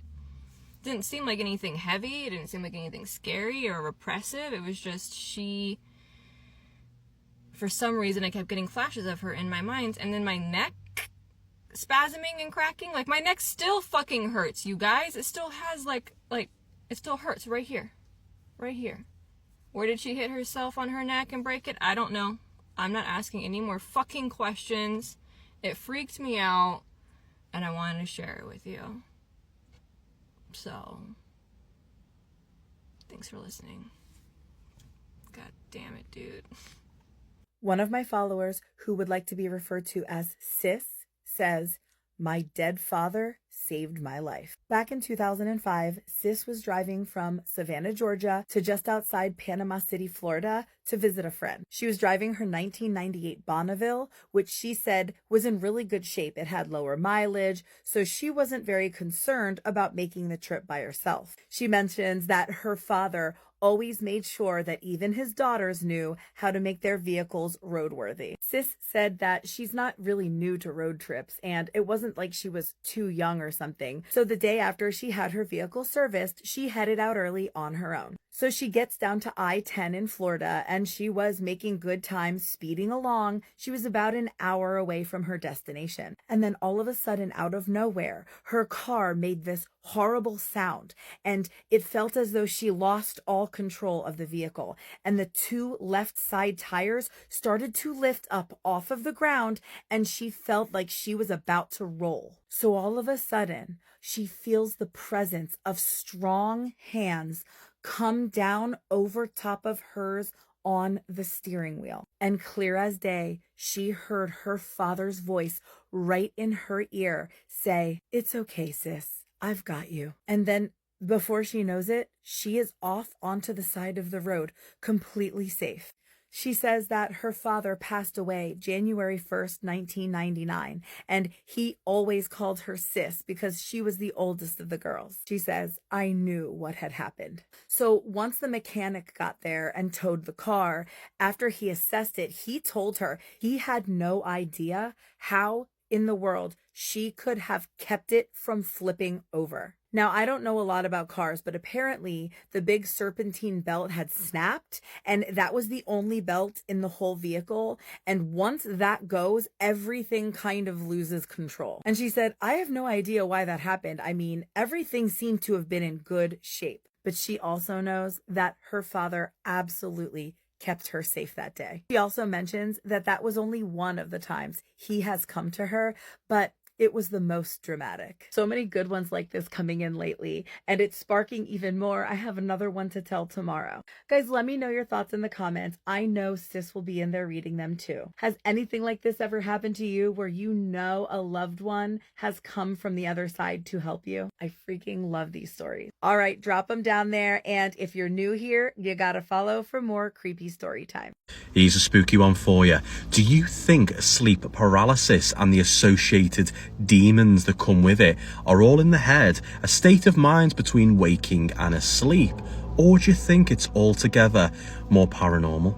Well, it could sit on the fence of being a bit of both, really, for a mixed bag of people. Interestingly, let's look at this from an outside perspective. People across the world experience this phenomenon, and strangely, a lot of them report one of two demonic entities that appear to be in the room with them. So either we have an old hag, so commonly that it was known as old hag syndrome, in which a decrepit old lady in a shroud, she's filthy, she's dirty, she's ugly, crawls onto the bed and sits on someone's chest, suffocating them, and the panic is real. It's horrifying. Other people get it, and it's the Hat Man. So it's a black silhouette that stands in the corner of the room with a large brimmed hat on, and you can't make out any features. He's a shadow person, which is a type of believed paranormal entity, and he too gives people this sleep paralysis feeling, most commonly when they're already feeling under the weather. They're not so good. He tends to visit people. Does he really? It's up for debate. However, the following encounter I'm going to tell you about might make you think that this isn't all a psychological condition at all. There was a man who told me about his own experiences of sleep paralysis. He was actually a builder that was working at one of my funeral homes, and gave me a rather insight into his experiences of the paranormal. And they've sat with me, and I thought, I've got to tell my audience, they're going to love this. And he said, yeah, please do share it. So ultimately, he had had sleep paralysis in his mother's house growing up, sporadically over the years, but it was always absolutely terrifying, in which he personally did encounter the old hag type woman. He said she would come out of his wardrobe, crawl across the floor, laughing maniacally in the middle of the night. Nobody else would hear her, and she'd crawl up onto his bed, sit on top of him, and he would struggle to breathe, horrified. Then eventually, after the minutes, what felt like hours, he'd be able to let out a scream, and that's when she would vanish. And he went to psychologists for this, was recommended a whole host of prescribed medication, and eventually ones that reduced dreams completely from the brain. And over the time, it did start to fade away. Now, interestingly, he went to stay at his mother's home address again after not experiencing the sleep paralysis of the old hag for years. And upon staying there that night, he had it again. So he woke up the next day really unsettled by this, and thought maybe it's something baying back in the childhood home that's brought all these psychological sleep issues back. He still didn't think it was anything remotely paranormal. He thought it was coming back into the childhood home, had sparked off a childhood mental trauma with this sleep paralysis. But this is where things take a spooky turn. That night, the old hag visited him again. This time, she didn't just crawl upon his chest, she tugged him out of the bed. During this process, his right arm became movable, so usually the whole body is completely paralyzed, but he was able to get sensation in his right arm and grabbed the bed frame. As he did that though, he remembers in the dreamlike state, keep that in mind, the bed sheet ripped. Now, in doing so, the old woman grabbed the bedsheet and pulled off a piece of it, and he slammed onto the floor. She went to get on top of him. At this point, he was able to let out the scream, bang, she's gone. Okay, you with me? So she's gone. He's woken up on the floor. That was a really horrifying, vivid encounter. He thought worse than ever before. But just as he's now in a wakened state, he notices the cupboard door is closing on its own. He has to get to the bottom of this. Is it all in the head? Flies up, pulls open the cupboard door. Do you know what I'm going to say? There was a bit of the bed sheet in there. So, is this all in the mind? Had he done all this to himself in a dream, ripped the bed sheet, put it in the wardrobe, went back on the floor and woke up? Maybe. Or is it altogether something more paranormal? Are these horrible entities visiting people in the middle of the night, causing them to be completely immobile and terrorizing them. Some people believe they feed off fear. Other people think it is completely a sleep-related psychological condition. Leave me your thoughts. Have you ever experienced it? I never have, touch wood. I never want to. I agreed to pet sit for my neighbor for one weekend, and the entire time the dog kept warning me about something in the house. The dog was a golden retriever, super friendly. I've met him a couple times before, never aggressive. So they gave me the option. I could either stop in a few times a day, or I was welcome to stay at their house. So the first night I decided that I would just sleep over there, and everything was fine. I fed him, we watched some TV together, and then I went upstairs to go to bed. The second I got to the bedroom, the dog stopped right in the doorway, and she wouldn't budge. She just kept staring at this little corner near the closet, and I kept trying to call her name, hey, like, come over, come sleep by me, whatever. She wouldn't budge. So she was completely frozen, and then she started to growl, not bark, but growl, as in like terrified, like a protective kind of growl. And then I got uneasy because now I'm creeped out because I've never seen her aggressive before. So I went and I turned the light on and I checked the whole room. I checked the closet, I checked under the bed, I checked everything. There was nothing there. Eventually I got her to calm down enough and she came in and I went to sleep. Then sometime in the middle of the night I woke up to her barking. And this time she was by me, of course, because she was in the room sleeping by me, but she was looking in the same exact corner she was looking before, barking. And I was getting so creeped out and I looked over there. And I noticed something this time that I didn't notice earlier. There was a shadow. It was some kind of figure, and it was like a darker shadow than the rest of the bedroom. It was like somebody was standing there so perfectly still. I thought my eyes were playing tricks on me until she started to whine instead of bark, and she started to back away like she was scared. And then I ever so slightly saw this figure move. Not a ton, just enough to know that it wasn't part of a chair shadow or something. So I went and I ran, I turned on the lamp immediately, and the shadow was gone. I kept the light on for the rest of the night, and then the next morning I called the owner and I told her everything that happened. I'm like, yeah, she was barking, whining like she was terrified, whatever. And then she told me, was she looking right in that corner by the closet? And my stomach dropped because that's so icky, because yeah, that was the spot that she was looking in. And I asked her, yeah, how did you know? And she said, because she has done that for months. She has refused to go inside of that bedroom. She will stare at that same corner, like she just will not even enter the bedroom. And I said, why didn't you tell me that before? Like, you didn't even mention that. And then she said something that really freaked me out. She said, because whatever's up there usually leaves people alone. At least it used to. Have you ever had stuff just randomly disappear from your house? Like, one day you discover that something is missing, and for years you look for it, but then one day it mysteriously appears. Believe it or not, this is quite common amongst people. But could there be something supernatural to that? Now, cultures across the world all spoke of these trickster-type spirits that were known for playing tricks on people. They would often come into people's homes at night and move around stuff, take stuff, and you ask, why would they do this? Because this creates fear, this creates confusion, and this creates anger, all of things which negative entities feed on. So if they take an object from your home and they move it or they hide it and you can't find it, you get freaked out, you get angry, and often it can cause division in the home amongst people. Now, the Native Americans, right, they have these stories of animals being these trickster type spirits. In European culture, they call them goblins and fairies, but these things are very much real. Now, there was this guy named Marcus. Marcus and his mom lived in Tampa Bay, Florida.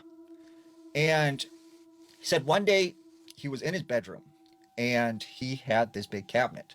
And on the top shelf, he kept this ring. This ring was special to him because his father gave it to him before he passed away. So he would often take the ring out and he would put it on because it reminded him of him.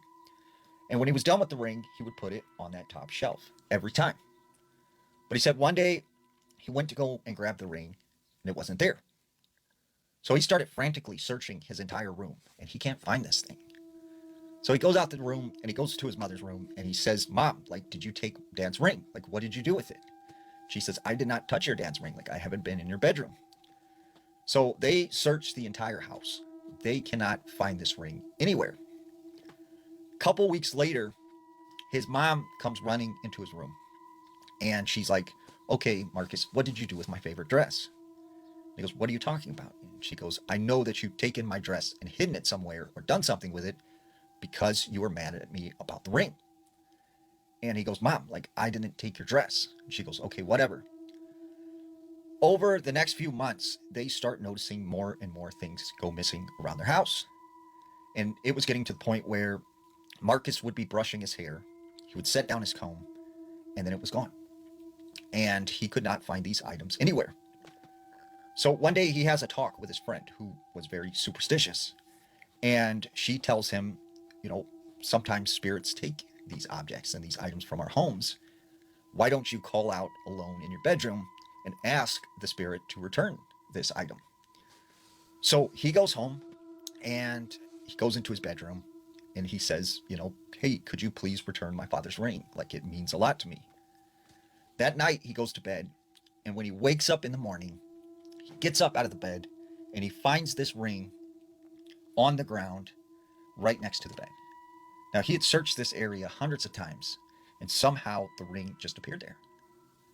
So he figured, maybe I just misplaced it and I didn't realize it. Well, this continued to happen where things would just randomly disappear from the home.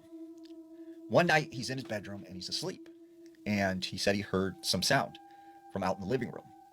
So he gets up out of bed, he walks down the hallway, and when he comes into the living room, he sees his mom laying on the couch. But standing over the top of her, he sees this shadowy figure trying to take off her earring. And this figure turns, it looks at Marcus, and it just disappears. And it was at that point he knew that something, some sort of spirit, was taking the items from his house. Thanks. Now, one of the things that truck drivers often report seeing is the black dog. Now, the black dog apparently appears to truckers when they've been on the road too long and they start getting tired.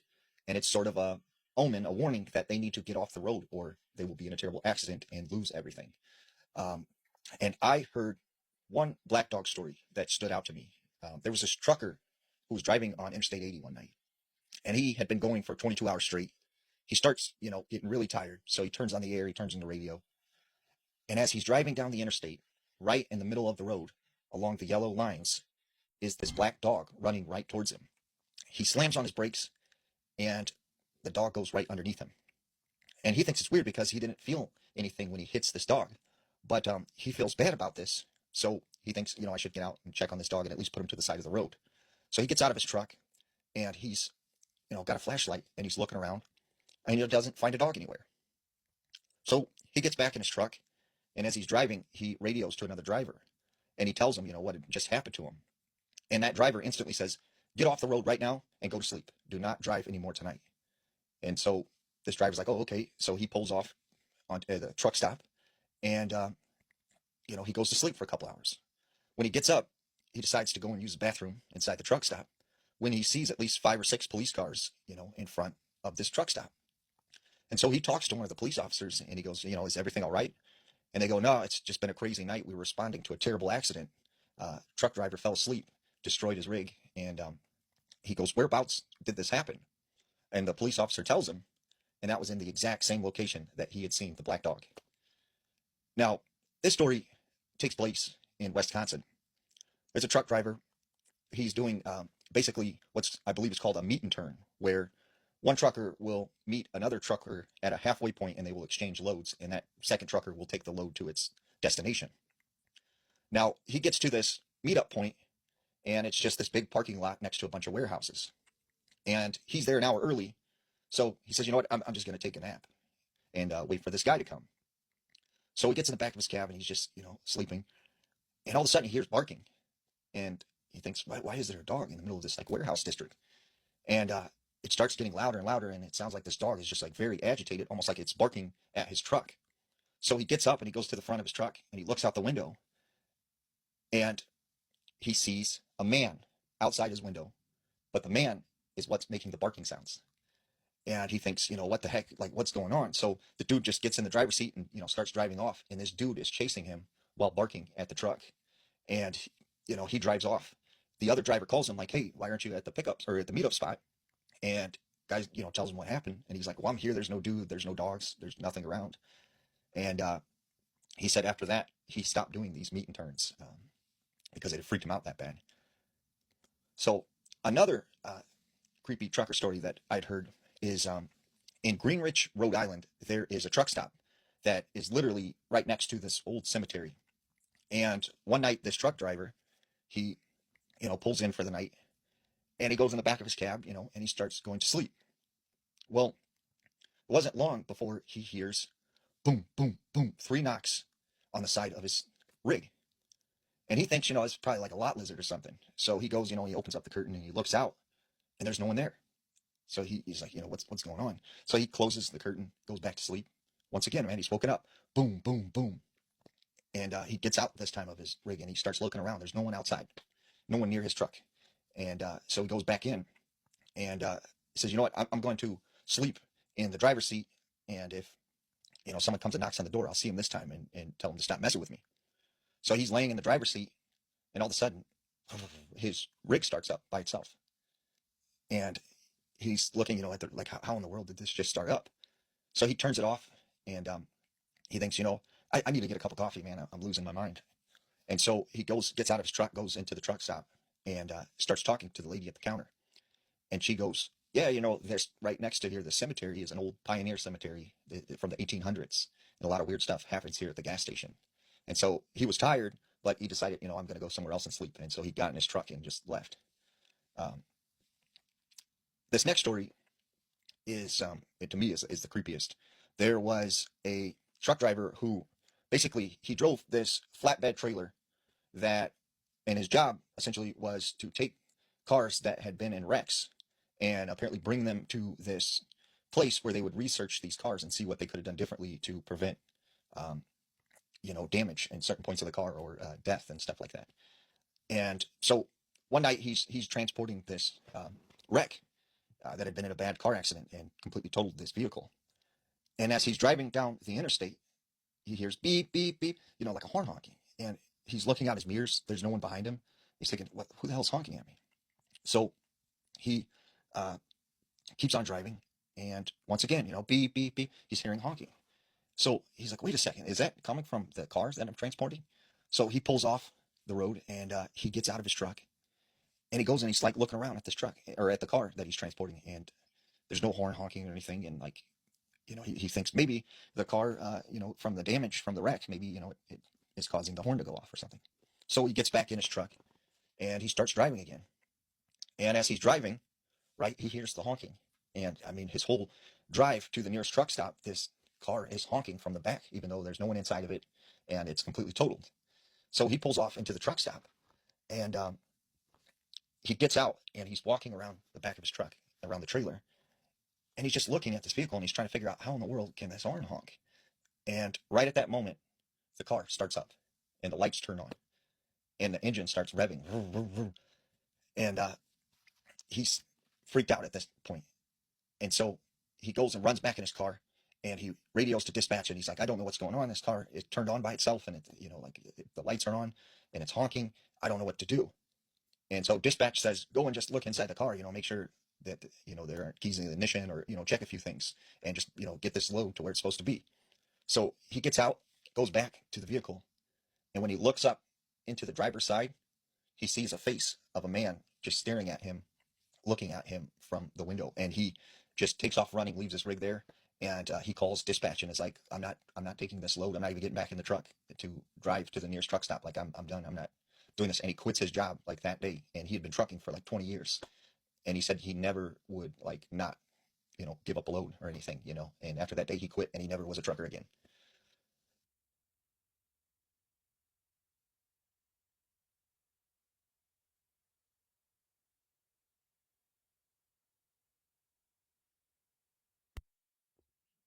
Almost all of the Native American tribes have some sort of similar legend of the little people.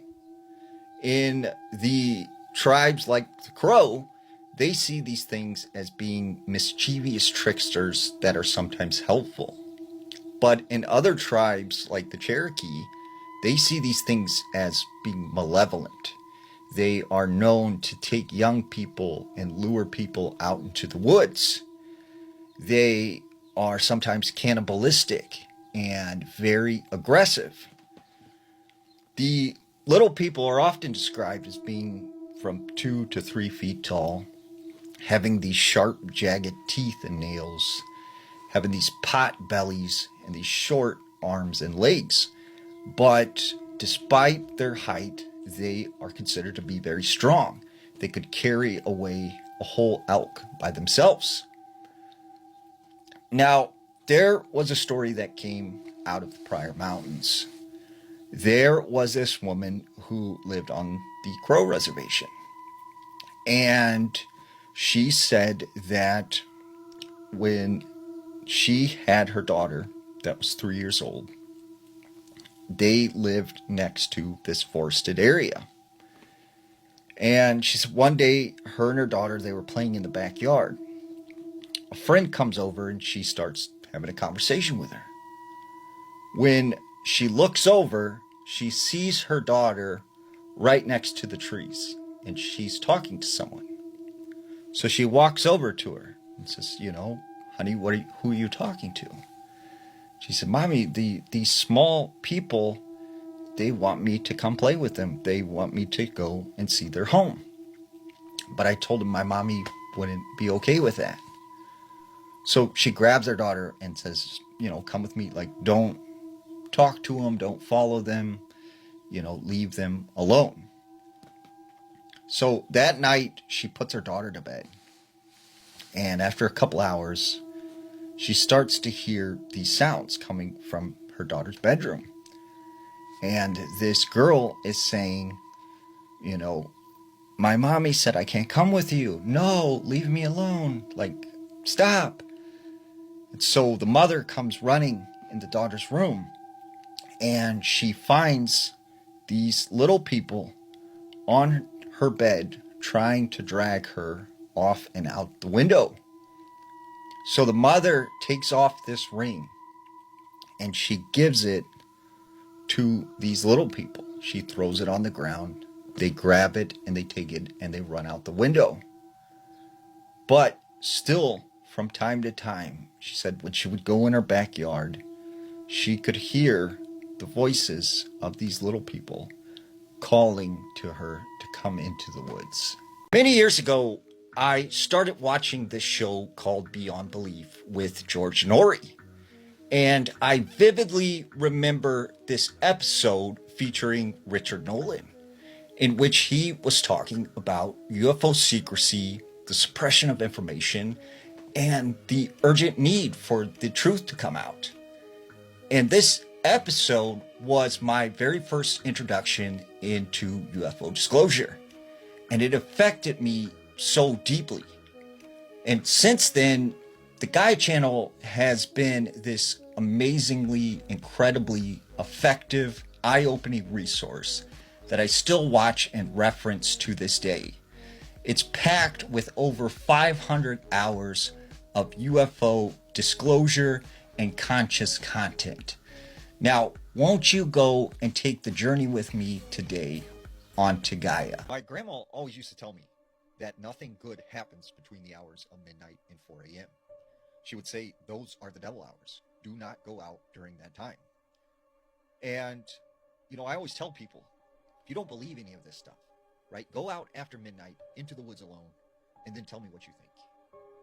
Now, many years ago when I was younger, I had just gotten out of the military and I was kind of adjusting to this regular civilian life. Now, one of the things that helped me is I got into doing outdoor survival. Now, I used to do these 4 to 5 mile backpacking hikes where I would go out sometimes 12:30, 1 o'clock at night and hike in the woods. This particular area that I would hike was along the river. It was like this hill and it was just this heavily wooded area. Now, at the time, right, this area was known to be home to the Peoria Indians. And this is where they hunted. This is where they lived. There's even believed to be this huge burial ground on this area that was never found. So this particular night, I decided to hike this trail called the Pimatui. Now, the Pimatui was an old Native American trail they used to use to get down this hill to the river. So what I would do is I would hike this trail, and I would get to this specific spot where there was a stream that cut through the trail. I would then turn right, and I would follow this stream through a ravine down to the river. So as I'm hiking the Pimatui Trail, I come to the stream, I turn right, and I start following along down this ravine. I start hearing like music, and it sounded like someone was singing, but it wasn't like a person. It was like one of those old music boxes.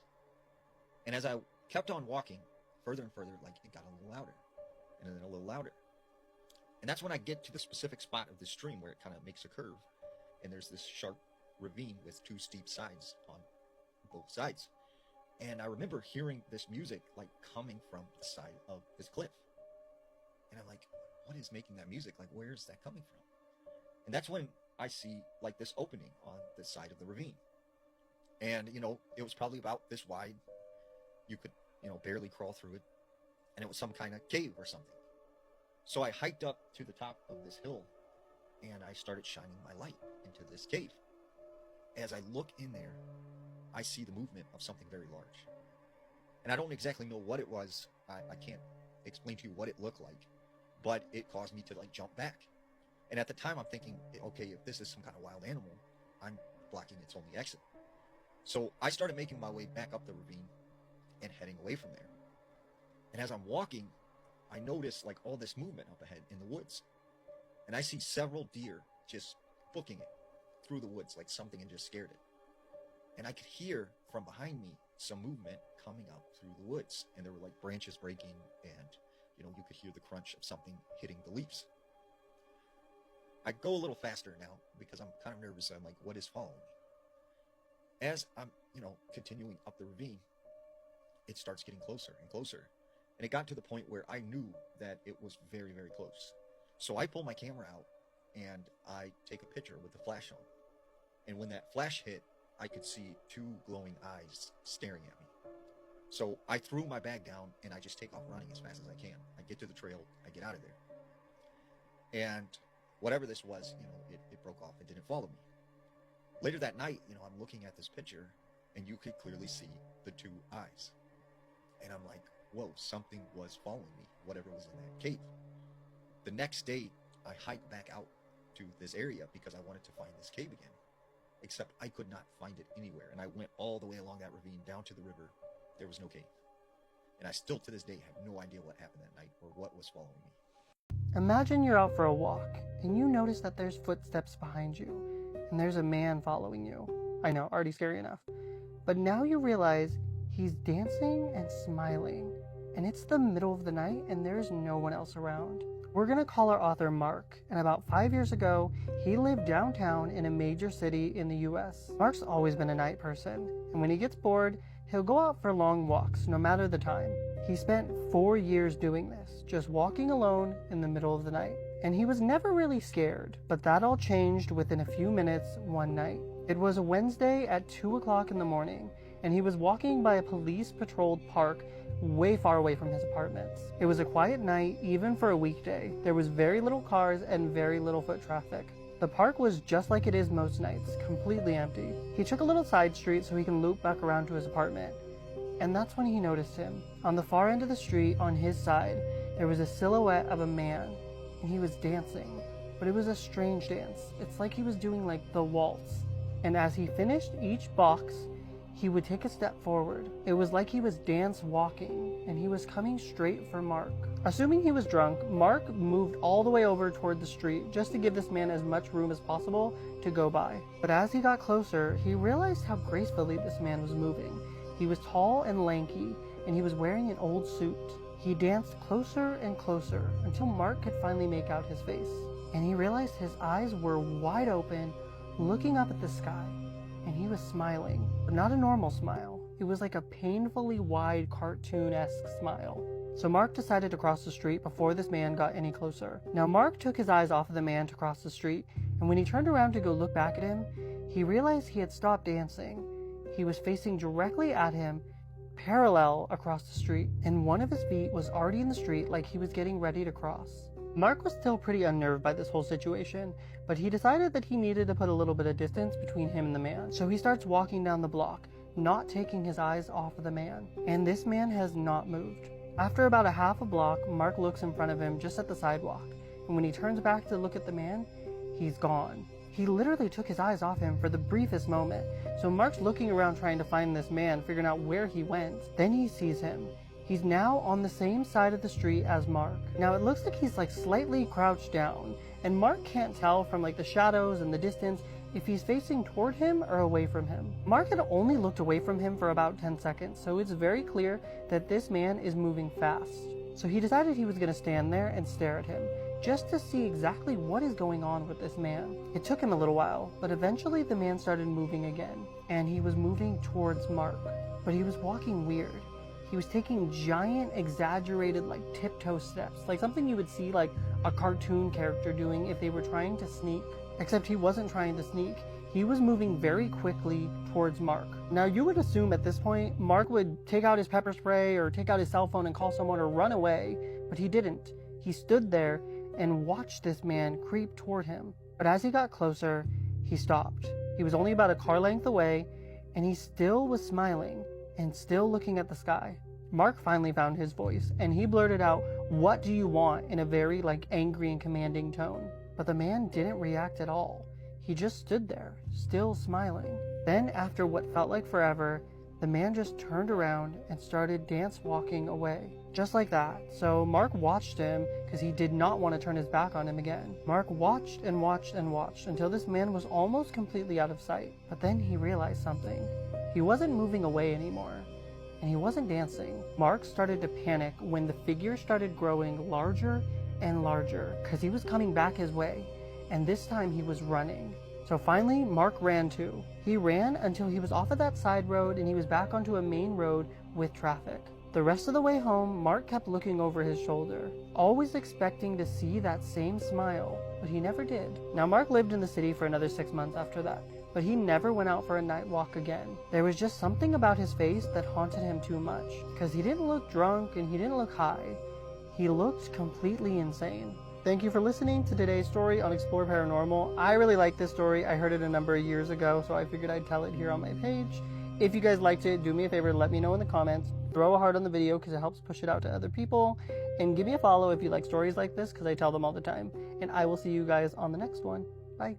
14,280,786. That's the number I was born with.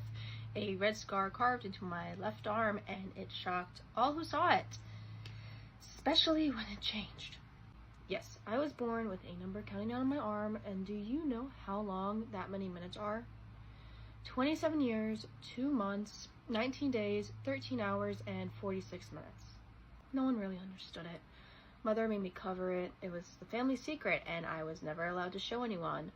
But I think grandmother came the closest to understanding. As soon as she saw it, she muttered death curse and ordered me to never bother her again. I mean, what would you do if you knew exactly when you were going to die, but never knew how? You know, it's impossible to have something like this and not have it affect every part of your life. Like, why try hard in school? I would never have a career, never be normal. Why have a boyfriend or children if I wouldn't be able to grow old with them? So as time went on, I guess I just found that I was better off alone. Like, I had a few flings, but it just didn't really work for me. So I ended up just pushing everyone away, including my mother. Finally, the day came and I had a decision to make. You know, should I drink myself unconscious and hope that I just sleep through it? But then I didn't want to end up like one of those bodies that's found months later. And that's what led me to go for a walk in areas that were regularly visited. And, you know, who knows, maybe someone could save me, because I admit I was scared, you know, despite all the time that I had to prepare myself. I didn't want to die. So with 10 minutes left, I went on my walk, and I figured best to avoid crossing any roads, so I planned my route very carefully. But that's what led me to him. 3 minutes to go was when he blocked my path and demanded money. What money? Wouldn't you spend it all if you knew that you were dying soon? So he became agitated and pulled out a gun. gun. Well, at least I knew what I was dying from now. 2 minutes to go, I begged him not to kill me, but he didn't listen. He was just trying to scare me, I know, but his finger was resting on the trigger, so all it would take is one knock. 1 minute to go, I thought about how unfair all this was. Like, I wanted to live so badly, so that's when I jumped him and wrestled for the gun, which he's stupid, I know, but I mean, I had to try, you know. That's though when the gun fired. Blood soaked my left arm, and the man slumped over, taking his last breath. I mean, I didn't mean to kill him. I just was sitting there staring at this soaked in blood all in front of me.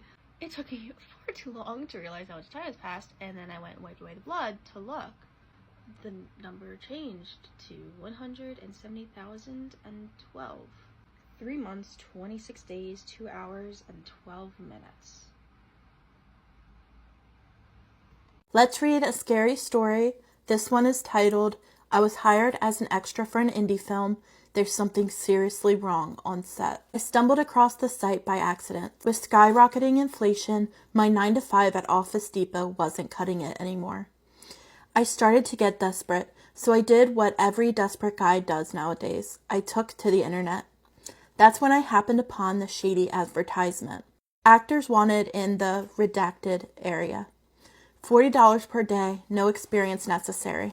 It was in the right area. I was in need of $40. It was great that there was no work experience required.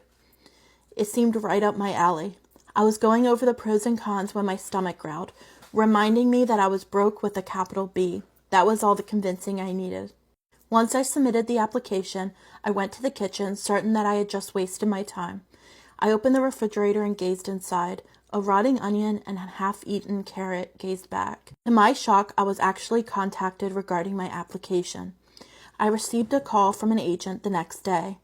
Hello? Hi, Gavin, right? Yes, sir. This is Marty from A+ Films. I'm calling about your application. I pumped my fist. Awesome, does that mean I got the job? I said as my stomach growled, reminding me of the non-existent breakfast I'd eaten. Sure did. When can you start? A grin inched across my lips. I can start today. As it turns out, the set was only 10-minute drive from my apartment. Fantastic news for me. Gas is expensive.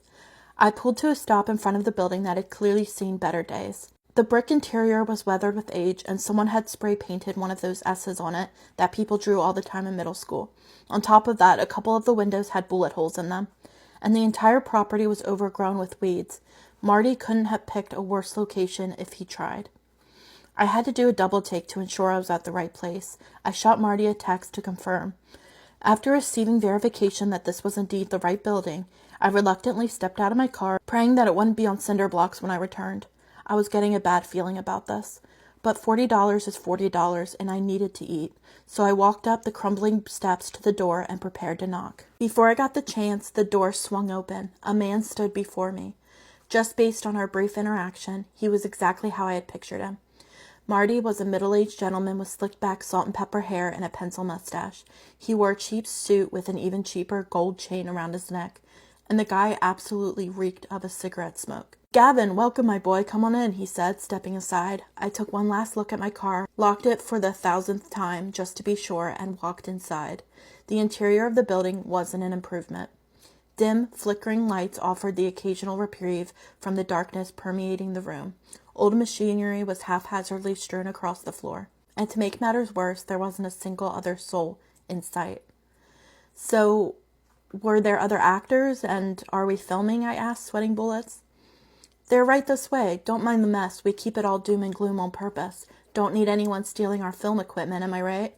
Marty shot me a wink. I didn't wink back. Dread gnawed at me as we progressed deeper into what I came to understand was an abandoned factory. We passed through a corridor with glass littering the ground, and just when I thought I was going to be the world's newest victim of human trafficking, we emerged into a fully lit room. When I realized that we were no longer alone, I breathed a sigh of relief. But that relief was short-lived. There were 5 others in the room, not including Marty and myself. 2 teenage boys leaned against the wall, one with an unlit cigarette propped between his fingers. A blonde woman around my age stood behind an expensive-looking camera. A man with black, spiky hair and eyeshadow stood to my left, and in the center of it all, a woman lay on an operating table, completely still. I was momentarily rooted to the spot, unable to move a muscle, because every one of them, aside from the girl on the table, was staring directly at me. "Well, what do you say we make our rounds?" Marty slapped me on the back. That seemed to jolt my body awake again. "Yeah, that'd be great." I followed Marty to where the emo guy stood. His eyes followed me as we approached, but aside from that, he didn't so much as twitch. "This is Dak. He's our sound engineer." "Say hi, Dak," Marty said, grinning at him. Dak didn't say a word. "He's not much of a chatty Cathy," Marty continued as we moved to the blonde woman. Her icy blue eyes seemed to pierce my skull as she stared, refusing to move. "This is Irina. All the incredible shots we get are thanks to her." Irina didn't acknowledge me either. She just stood there, her gaze fixed on me like a life-size doll. "Don't mind her. She's a bit shy around strangers," Marty said, leading me to where this teen stood. "These 2 wonderful gentlemen are Evan and Dale. They're our prop designers, twins if you couldn't tell." They were still as statues, just like their co-workers, only their eyes moved, following me like I was a circus freak show. "And this," Marty said, taking me to the head of the table where the woman lay. "This is Anastasia, your co-star." We passed a bright stage light, and for a moment I was blinded, but when the scene came back into focus, it took everything in me not to scream. I will never forget the image of that woman lying on the table. The corners of her mouth were stitched into a permanent grin. Deep gashes in her cheeks almost ran to her ears and her eyes. They were missing altogether, 2 hollow pits staring eternally at nothing. Part of me thought it was really good makeup, that this was all some elaborate ruse to scare the new guy on set. But I knew the truth. It was real. Before I had a chance to react, Anastasia's hand shot out, black fingernails digging into my wrist hard enough to draw blood. She pulled me closer. I could see the dry fluid in her eye sockets. The wounds were sloppy and infection was beginning to set in. She pulled me harder until my ear was directly beside her mouth. In soft, broken words, she said, "Get out now, while you still can." I didn't hesitate. The moment she let go, I shoved Marty in the chest, sending him toppling onto the stage lighting. "Kid, what the hell?" he shouted. I didn't even listen if he was giving chase. The blood pounding in my ears was too loud. I ran back the way we came, crashing through the hallway and out the door. I fumbled for my keys, thanking my lucky stars that my car was still there, and I threw myself into the driver's seat. I floored it out of the parking lot, driving like a bat out of hell. I was hyperventilating the whole way home, checking the rearview mirror every few seconds to make sure I wasn't being tailed. It wasn't until I reached my apartment the thought occurred to me to call the cops. With trembling hands, I pulled out my phone from my pocket. 2 notifications greeted me when the scream came to life. One was from Apple, AirTag near you. The second one was from an unknown number. "Call the police and you will pay. We know where you live." I would be moving across the country. That's absolutely horrifying. Let me know what you thought about that, and if you have any scary stories of your own you'd like me to read, just send me a message. Let's read a couple scary stories about creepy encounters. This one is titled, "Someone Followed Me Home for Miles After I Snuck Out and Waited Outside of My House." I have a story that sticks with me because of how easily it could have gone wrong, and I still wonder who that person was. When I was 15, I snuck out of my parents' house to see my girlfriend at the time. It was a whole operation. My parents used to sleep in the living room, so I had to be extra quiet and slip out through the 2 back doors, one into the garage, then the side door outside. Somehow I pulled it off without waking them up.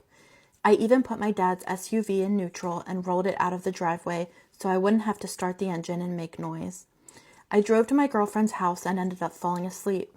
I woke up around 3 a.m. and panicked because my dad wakes up for work around 4. I rushed out and started heading back home.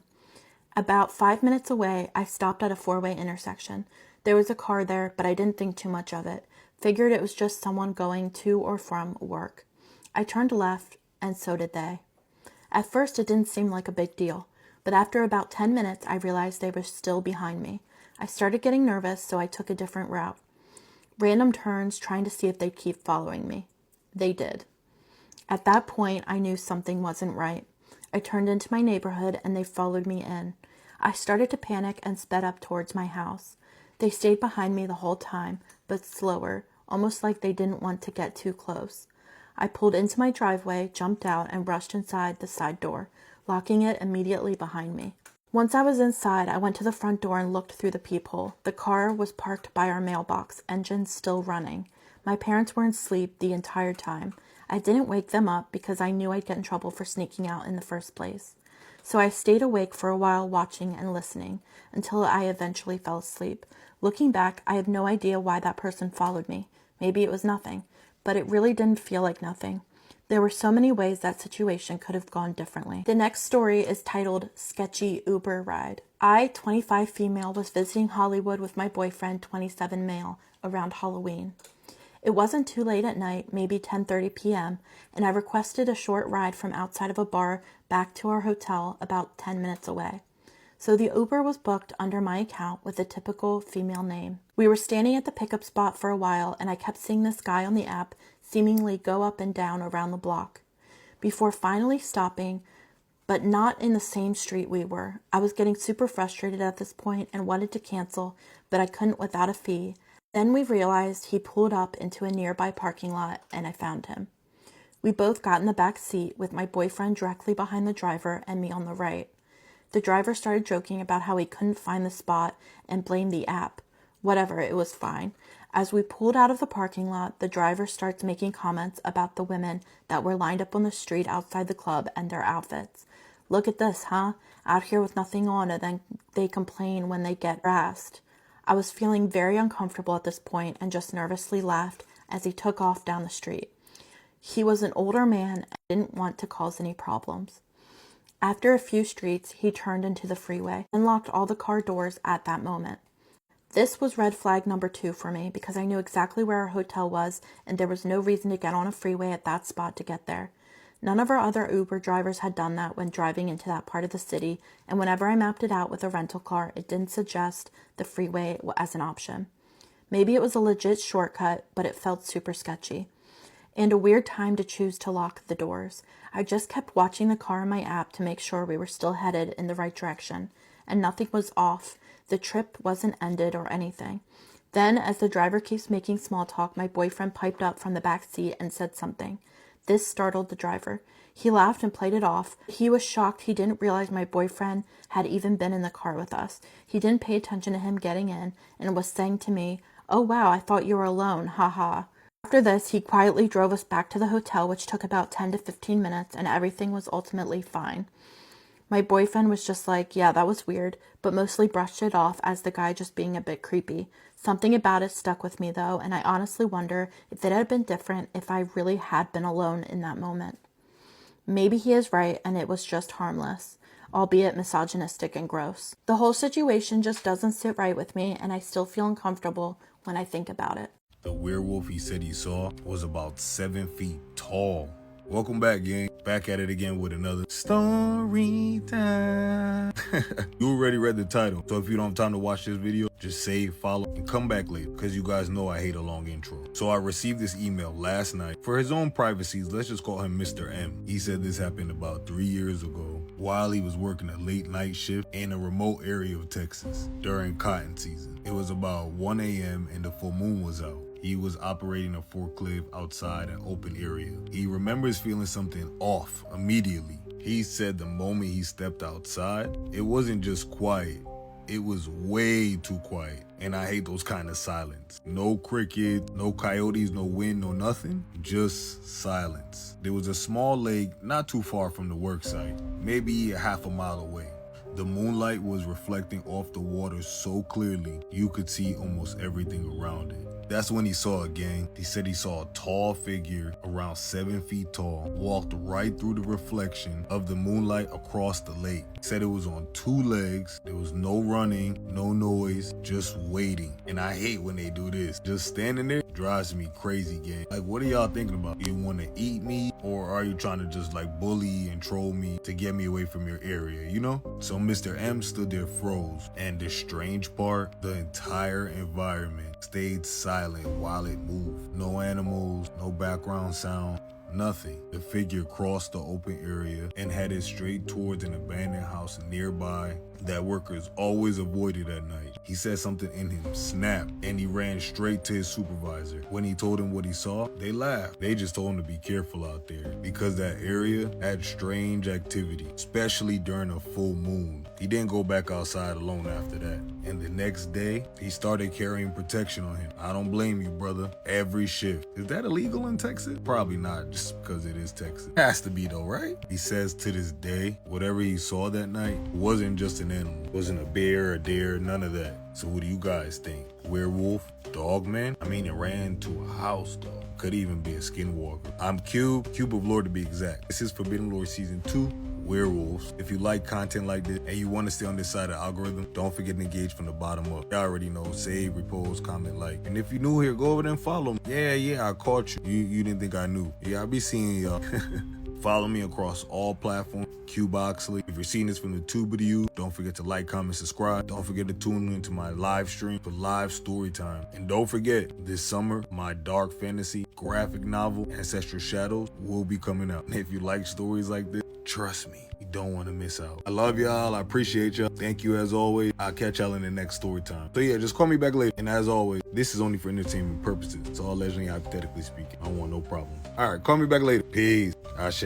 I need to tell you guys this ghost story. This story was sent into my email, and if you have any ghost stories, paranormal encounters, or scary stories that you want to share, you can send them to the email in my bio. My grandfather was a medium, and in the province where my family lived in the Philippines, people respected him, but understandably so, they were also afraid of him.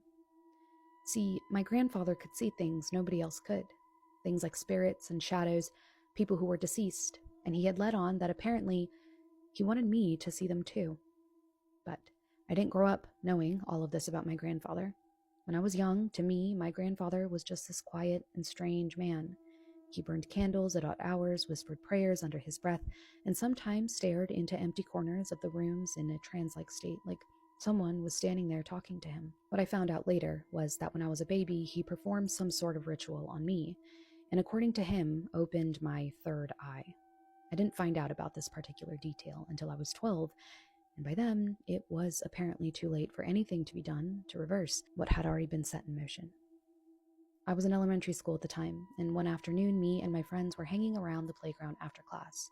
The sky was gray, and the air smelled like rain and dirt from a nearby field, and my friends eventually ran off to the canteen to buy snacks, leaving me sitting alone near the swing set. That's when I saw her.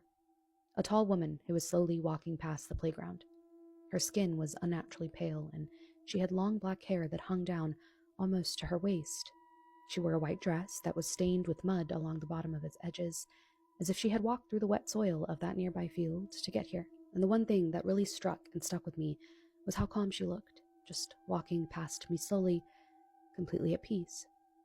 I didn't see a reason to pay her any more mind, but after that day, I started seeing her everywhere, standing in corners, at the edge of hallways, on the other side of windows, always watching me, never speaking, standing perfectly still. There were other times I'd turn around suddenly and catch her at the end of a hallway before she would disappear behind a wall. One night, I was lying in bed scrolling on my phone. My room was completely dark except for the dim light from my screen, and outside I could hear insects chirping and dogs barking from afar. I was just about to fall asleep to the familiar sounds when suddenly I hear one that wasn't so familiar. I heard breathing. Heavy breathing, right beside my shoulder. Every hair on my body stood up, and I slowly turned my head, uncertain of what I would find there, and as soon as my eyes were positioned just so, nothing.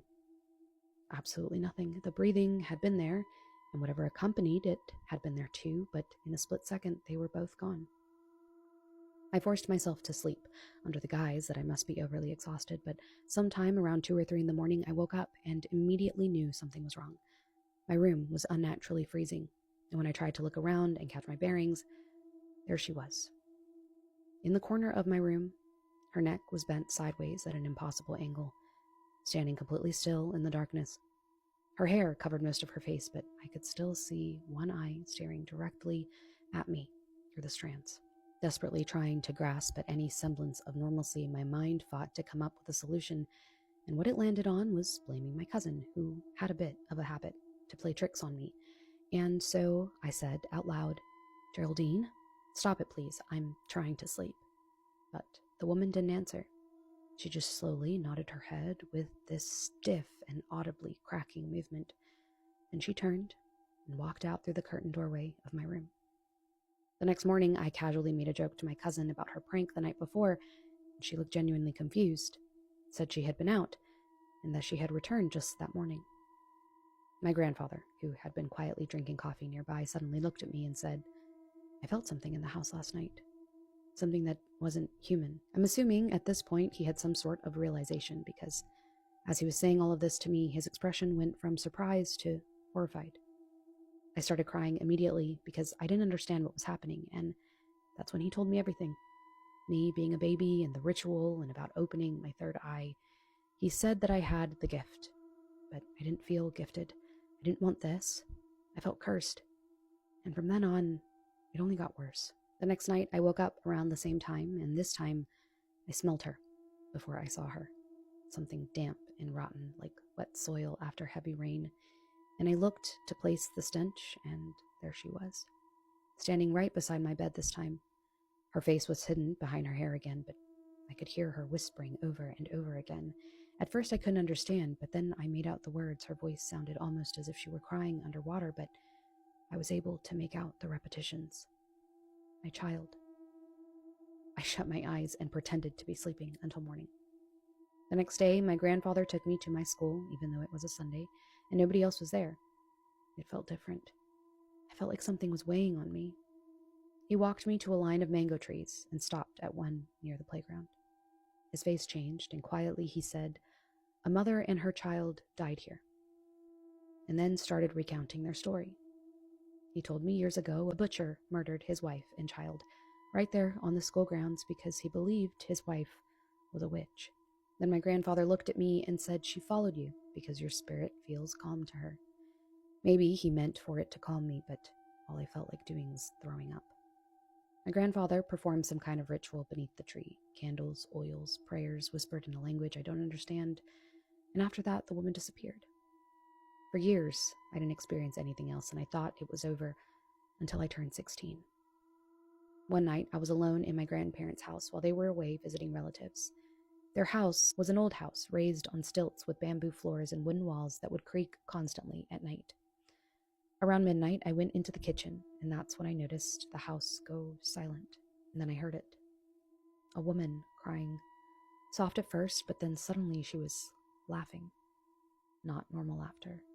This deep, choking, unnatural sound, and just as I was trying to piece some information together, I heard a whisper. My name, very slowly, right beneath me. I looked down through the gaps in the bamboo floor and saw a woman staring up at me from underneath the house. Her eyes were wide, her mouth stretched into this horrifying smile, and she started whispering my name over and over while crying and laughing at the same time. I immediately started praying, "Hail Mary, full of grace," but then she started praying too, repeating the prayer with me, matching my voice exactly, mocking me. Every word I said, she repeated underneath those floorboards. I began reciting my own prayer, not one from memory, and then everything stopped. She was gone. And when my grandparents returned around 1 a.m, I told them everything, and they were both deeply disturbed. And that's when my grandfather grasped the severity of the situation. He made the decision to close my third eye permanently, but in Filipino culture, something like that comes with a very heavy price. The ritual was performed, and my grandfather passed away not long after that. We moved away, and my grandmother will not let me go back to visit his grave. She says that whatever had been with me that night might be waiting for me to return. Let's look at some more of the terrifying pictures that you guys have sent me. This demon appeared on my sister's Ring camera and stood there for nearly 5 hours. Her house has reportedly been haunted ever since they bought it about 18 years ago. According to her husband, he once had to expel a demon shortly after they moved in, though he refused to describe what it looked like. Over the years, they've experienced black shadows, unexplained noises, objects moving on their own, and even came home from vacation to find all of their living room furniture completely rearranged. Another strange detail is that the elderly woman they bought the house from moved to Salem. Before she officially left, my sister said she would repeatedly drive past the house several times a day, which always felt unsettling. There have been many more frightening experiences over the years, but despite everything, my sister refuses to leave the house.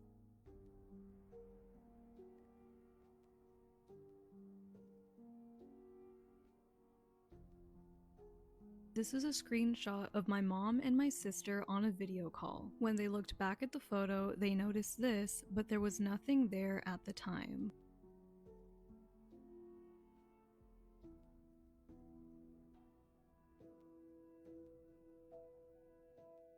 I fell down a time traveler rabbit hole last night, and I think everybody missed the most important part.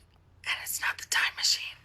This is Declassified Psychic. A man named John Teeter showed up on the internet in 2000, claiming to be a soldier from the year 2036. And normally I would have kept scrolling because, okay, buddy, sure you are. But something about what he was saying would not let me go. And I think it's because we're sitting here in 2026, currently 10 years out from the year he claimed he was from. And some of these details are getting a little too close for comfort. And I didn't ask for that. Claimed he had a time machine built into a 1967 Corvette, which, yes, I understand is very Back to the Future of him. And he posted actual diagrams, which were very official. Actually, more like, I'm a serious military man and not at all a person who needs to be checked on. But anyway, here's the thing nobody talks about. When you ask him how it actually works, not the machine, the mechanics, he doesn't describe physics. He describes consciousness. He says the observer, the awareness of the person traveling. And that's what determines which timeline you land in. Your consciousness is literally the navigation system. And I had to put my phone down when I read that because that's literally mediumship. That's literally remote viewing. That's the entire CIA Stargate program that we already covered in this series. And I have spent years trying to explain to people that consciousness is not confined by linear time. That awareness can actually move. And that perception is not limited to what's actually in front of you. And this man in 2000 just casually drops that as a footnote to his Corvette story. And everyone was too busy laughing at him to even notice. And I'm a little annoyed about it, to be honest. Was he real? I couldn't tell you either way. But I'm not really sure it matters as much as people think it does. Because whether John Teeter was an actual soldier from 2036 or the most committed hoax in internet history doesn't change the fact that whoever wrote this understood consciousness mechanics better than anyone I've ever seen. He could describe them so accurately, it was crazy. Either a time traveler showed up and accurately described my job, or someone who deeply understood quantum consciousness theory decided to write fan fiction about a fucking Corvette. Both of those are actually interesting to me, and neither of them is nothing. And then don't get me started on CERN, because in John Teeter's timeline, the time travel technology was not developed by the military. It was developed by CERN in Switzerland. The same CERN that in our timeline is currently running the largest particle collider ever built, and that people are currently losing their fucking minds over right now. He said CERN cracked gravity distortion, and that's what made physical time travel possible. And I just need to mention that CERN is currently showing up in my TikTok analytics because people are searching it and landing on my page, a medium's page, which either means the algorithm is having a fucking day or the universe thinks it's funny, and either way, I'm not ruling anything out. He needed the Corvette because without it, his body couldn't travel with his consciousness. And fine, maybe your body needs a Corvette for that. I'm not really sure.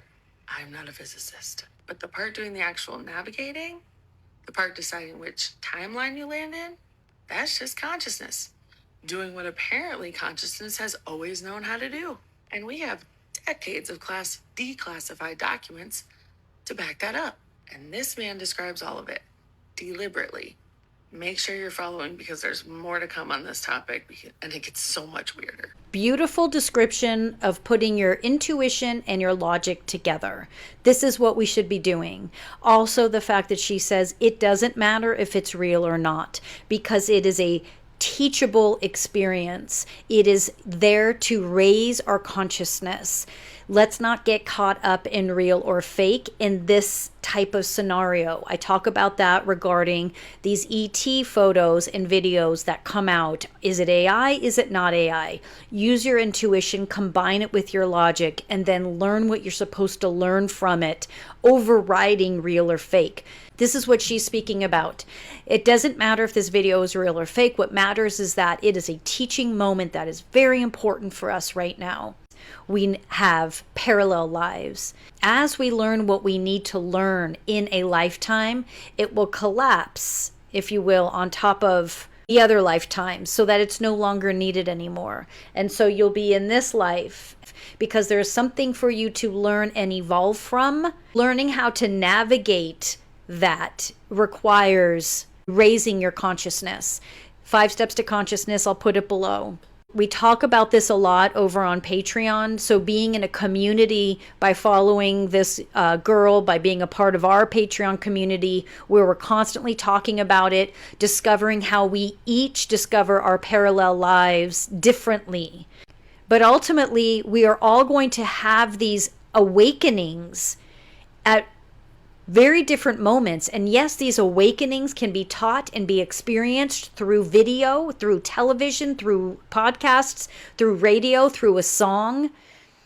But meditation is key so you can see it when it's your turn to learn from it. So you can hear it, feel it, understand it, and allow it to raise your consciousness up.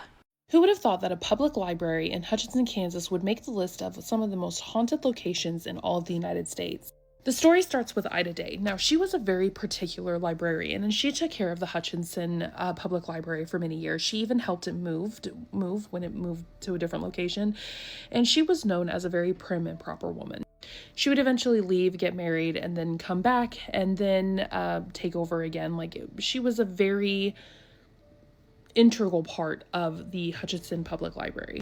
But one day she decided that she was going to move to California, but in the article talking about her leaving, she did say that she was going to keep ownership of her home in Hutchinson and that she would eventually be back.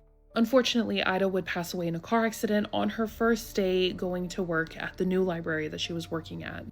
But it seems as if Ida did, in fact, come back because people say that she is the one who haunts the Hutchinson Public Library. Now, there are several creepy stories that I was reading about. People hear disembodied voices, disembodied footsteps. Some people have even claimed to see an apparition that's kind of walking along the aisles of books, like reading the spines of the books, stuff like that. But there were 2 librarians who had very interesting experiences. While they were in the basement, the 2 librarians were having a conversation, and one of them forgot something upstairs, so she went upstairs. And when she came back downstairs, the other librarian that she was with was having a conversation with somebody, or so she thought. She heard somebody having a conversation, like 2 people having a conversation. When she asked her fellow librarian, "Hey, who were you talking to?" she said nobody, but she was convinced that there was somebody there. There was another librarian who was walking up the stairs when she looked up the stairs and noticed an apparition that just vanished into thin air. And this seems to go on even to this day. People still believe that Ida haunts these halls. So what are your thoughts? Do you think she's actually still there, or is this all just somebody's imagination? Let me know your thoughts down in the comments and follow for more spooky things. Urban legends are some of my favorite things to talk about, and the one of Theorosa's Bridge in Valley Center, Kansas is chilling. So Valley Center is about 12 miles north of Wichita, Kansas. Wichita is a pretty big city in Kansas for those of you who don't know. But Valley Center itself is very small with only about 7,300 people. Now the story behind the bridge, I also thought that was kind of funny, but the story behind the bridge is actually quite terrifying. There's several legends and nobody quite knows which one is real. The first story of this legend starts in the late 19th century when there was a group of settlers who were traveling through when a other group of Native Americans attacked them and allegedly stole a baby named Theorosa. Her mother was absolutely devastated and left the wagon train to try to find her baby, but she never came back. So now the legend says that her mournful cry can still be heard calling for her child. In another version of the events, there was another battle, I guess you could say, between a settling group that was coming through and a Native American tribe. This time, though, one of the Native American women were stabbed and her baby was dropped into the creek and drowned, and now she is the one who is calling for her baby. In another version of events in the 19th century, a woman had an illegitimate child, and to hide her sins, she drowned the baby, but then was so overconsumed with guilt that she ended up drowning herself. So now she is calling for her baby. And the very last one that people talk about is that of a woman who was engaged, who fell in love with another man, and they had a child together. And her fiance drowned the baby, or threw the baby over the bridge, and she jumped in to save the baby, but ended up taking her own life. Regardless of where the origins of this story are, this haunting is still the same. Many people have claimed to see floating balls of light in the area and also eerie shapes, and some people have even claimed to see an apparition of a woman standing on the bridge. Some have said that if you cross the bridge, your car will stall, or if you stop, it will start shaking violently. Other people have said that you can hear Theorosa calling out to you, or you can hear her mother calling out to you, like they've heard people calling. But some have even said that if you call out to Theorosa, then she will come out of the water and attack you. Either way, I find this legend super creepy, but what are your thoughts on it? Do you think that any of it's real, or is it all just a legend? Let me know your thoughts down in the comments, and follow for more spooky things. We listen, we don't get scared, and we don't judge. Let me give you guys a story time of my uncle's wife from hell. So my uncle married this lady, and he used to work in Gauteng while my aunt, his wife, stayed in Limpopo with us, you know. And everything seemed normal at first. She would help out when it came to cleaning, cooking, washing the dishes, all of that. When we were sitting, we would talk and we would laugh with her. She was a really sweet lady. If you know Limpopo, there is a place where they cook, a little housiki, where they make the fire and then they cook there. And even though they have stoves, they just do it to save electricity at this point. I don't know. And then there's the main house. And when it's hot, you can never sit in that housiki because it's hot as hell because of that fire. So, usually when one cooks, we are all sitting either outside or inside the house and we're all just chatting, whatever. So one time my uncle is walking, I don't know where he was going, and he found my uncle's wife urinating inside the pot where she was cooking meat. She was standing over the pot and she was peeing inside it. And obviously my uncle, when he witnessed this, went and confronted my aunt, and she acted all innocent, no, that's not what you saw, and she denied it. And my uncle tried to tell everybody that this person is busy doing evil stuff, we shouldn't really trust around the food and all of that. And nobody took my uncle seriously. As a matter of fact, nobody believed my uncle. Now, my other uncle, the husband, came back, obviously, to come and visit or whatever, and my uncle now told him what he had saw, and my uncle acted like he didn't hear him. He didn't even pay him no mind, because you know how ZTC members are. He didn't necessarily take my uncle to heart. He was like, me and my wife attend church. Why would she be a witch and also attend church? So, my uncle just let that go. Okay, fine. My uncle goes back to Gauteng now, where he stays and he works. And he met this other prophetess. This prophetess is not from ZTC, by the way. This lady tells my uncle that your wife is a terrible person. She is dealing with witchcraft. You understand? She doesn't wish you well. And she even took it to a point where she took your underwear and did stuff to it so that anybody that tells you anything bad, you don't listen to them. You think that they are crazy, and you even go as far as telling your wife what these people were saying. Whole time these people are trying to warn you. And the prophetess was like, obviously my uncle asked the prophetess about what my uncle had said, and the prophetess was like, yes, she has been urinating in your food because she wants the entire family to like her. She just doesn't want them to see her for who she really is. Now, around this time that my uncle met this prophetess, his wife had left Limpopo to come and visit him, and that same night, obviously that lady gave him something to protect himself and bath with, whatever. And that same night, my uncle said that he had been dreaming of something strangling him, fighting him, trying to kill him. So he was just screaming, punching, fighting the air. This is what my uncle told us, by the way. And he's he woke up the next day and his wife was on the floor, badly injured. And that was the confirmation that he needed, that this person was really not a good person. Did he leave her? No. My uncle even went as far as telling the family members everything that he heard from this prophetess and what had happened that same night. But he told us to pretend like we didn't know what had happened or whatever, and just act like everything is normal. And obviously my grandparents were shocked because they're like, so basically you want this person to continue urinating in our food whilst we know and eat like everything is okay. And when I tell you, they obviously returned, both of them returned to Limpopo together, whatever. And after that, my uncle left the wife Vele in Limpopo and then went back to Gauteng, back to work. And one day, the wife just packed her things with nobody knowing. She packed her stuff and she left. And nobody knows till this day why she left. Unfortunately, my uncle passed away, fell sick, passed away. And the strangest thing was the wife didn't even bother to come to her husband's funeral. She never showed face, and people will think that maybe she was ashamed of something that she had done, which we don't know. And till this day, she left and never returned, and we don't know why. This all happened in 2005. We are in 2026 now. I wanted to share a creepy story involving my uncle. When my uncle was little, my grandpa had taken him, my aunt, and my mom to the backyard to play ball. As they played, my uncle, being the youngest, saw a black cat run into the alley next to their backyard. He quickly took off after it, yelling, "Cat! Cat!" My grandpa thought it was strange and told my mom and aunt to go after him, while he stayed back smoking a cigarette. When they brought him back, nothing seemed out of the ordinary. But a few days later, my uncle started looking pale and sick. At first, they just assumed he had caught something, but then things started to get weird. He began complaining about nightmares and having trouble sleeping. My grandparents brushed it off, thinking it was probably from the scary movies he liked to watch. That is, until one night. My grandma and uncle were laying on a bed downstairs, since it was cooler there than upstairs. As they laid there, my uncle suddenly spoke.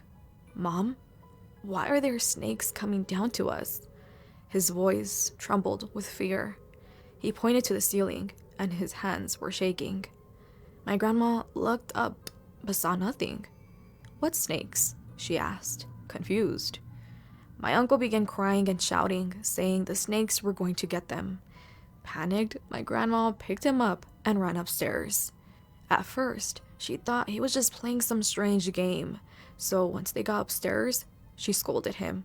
"Tony, don't lie to me." But my uncle cried harder. It was clear he wasn't playing. He was terrified. Realizing something was really wrong, my grandma called her sister, who was a shaman. When her sister arrived, she took one look at my uncle and asked, "Did he see a cat?" My mom and aunt nodded. "He chased one into the alley," my mom replied. Her expression turned serious. "Get the shirt he wore that day, the day he chased the cat. Bring it and put it over the stove." My mom ran upstairs, grabbed the shirt, and quickly brought it down. My grandma's sister turned on the stove and held the shirt above the flame. As it began to burn, she started speaking to it in a low, serious tone. Then she grabbed a bowl and the shirt and walked over to my uncle. She began a ritual, speaking in our native language as she shook the shirt. And that's when black fur and feathers began falling out. The cat my uncle had chased wasn't a normal cat. It was a spirit that had attached itself to him.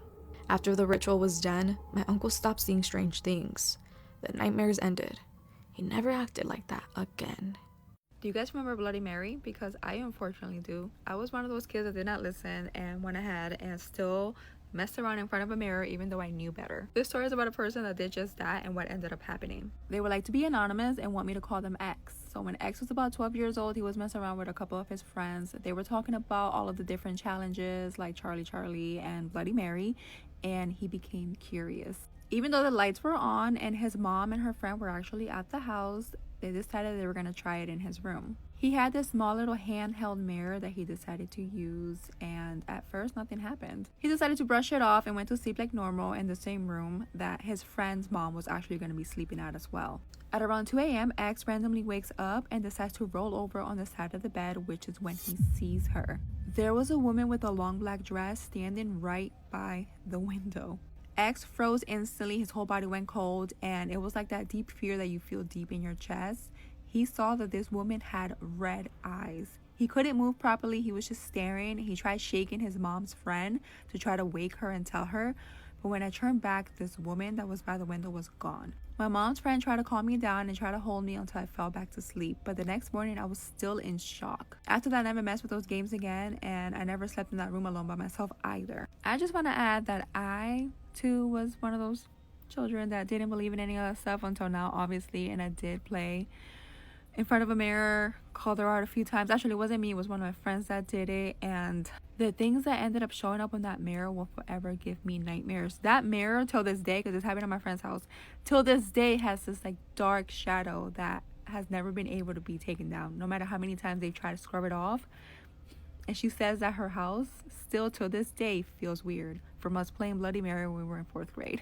Have you guys ever messed around with that? If you have, let me know. I'm always so curious. Might have known the story of real-life boogeyman. I've heard a lot of people say that the Netflix documentary left out some details that they think are important, so let's just talk about the entire thing. We're talking about Mackenzie Shirilla. I have covered this case before, but it's been a while. Around 5:40 a.m. on July 31st, 2022, a horrible car crash took place in Strongsville, Ohio. It was in the early hours of a Sunday morning, meaning that not a lot of people were out and about and no one was there to call emergency services right away when the crash took place. It wouldn't be until after the car had run through the lawn, hit a sign, crashed into a brick building, and practically split in two that a witness would see the aftermath 45 minutes later and call it in. Inside the car were 3 people. 19-year-old Davian Flanagan was in the back seat, 20-year-old Dominic Russo was in the passenger seat, and 17-year-old Mackenzie Shirilla was the driver. Every single one of them was trapped inside, all of them unconscious. Davian, who was sitting in the back, had been thrown from the force of the crash, and he was found on Dominique's lap. Despite their best efforts, neither of them were able to be saved, and they were both pronounced deceased at the scene. It's believed that they passed away on impact. Mackenzie Shirilla had to be cut out of the car. She was found trapped underneath the dashboard. She had critical injuries, including a broken leg and broken ribs, and was light flighted to the hospital immediately, where she would go on to receive extensive care. As horrible as the car crash was, she did survive, and she would eventually recover from her injuries. At the scene, on an officer's body cam, you can hear him say, "Rest in peace, buddy," and then he says, quote, "This is just going to be a nightmare of a day for this whole department," end quote.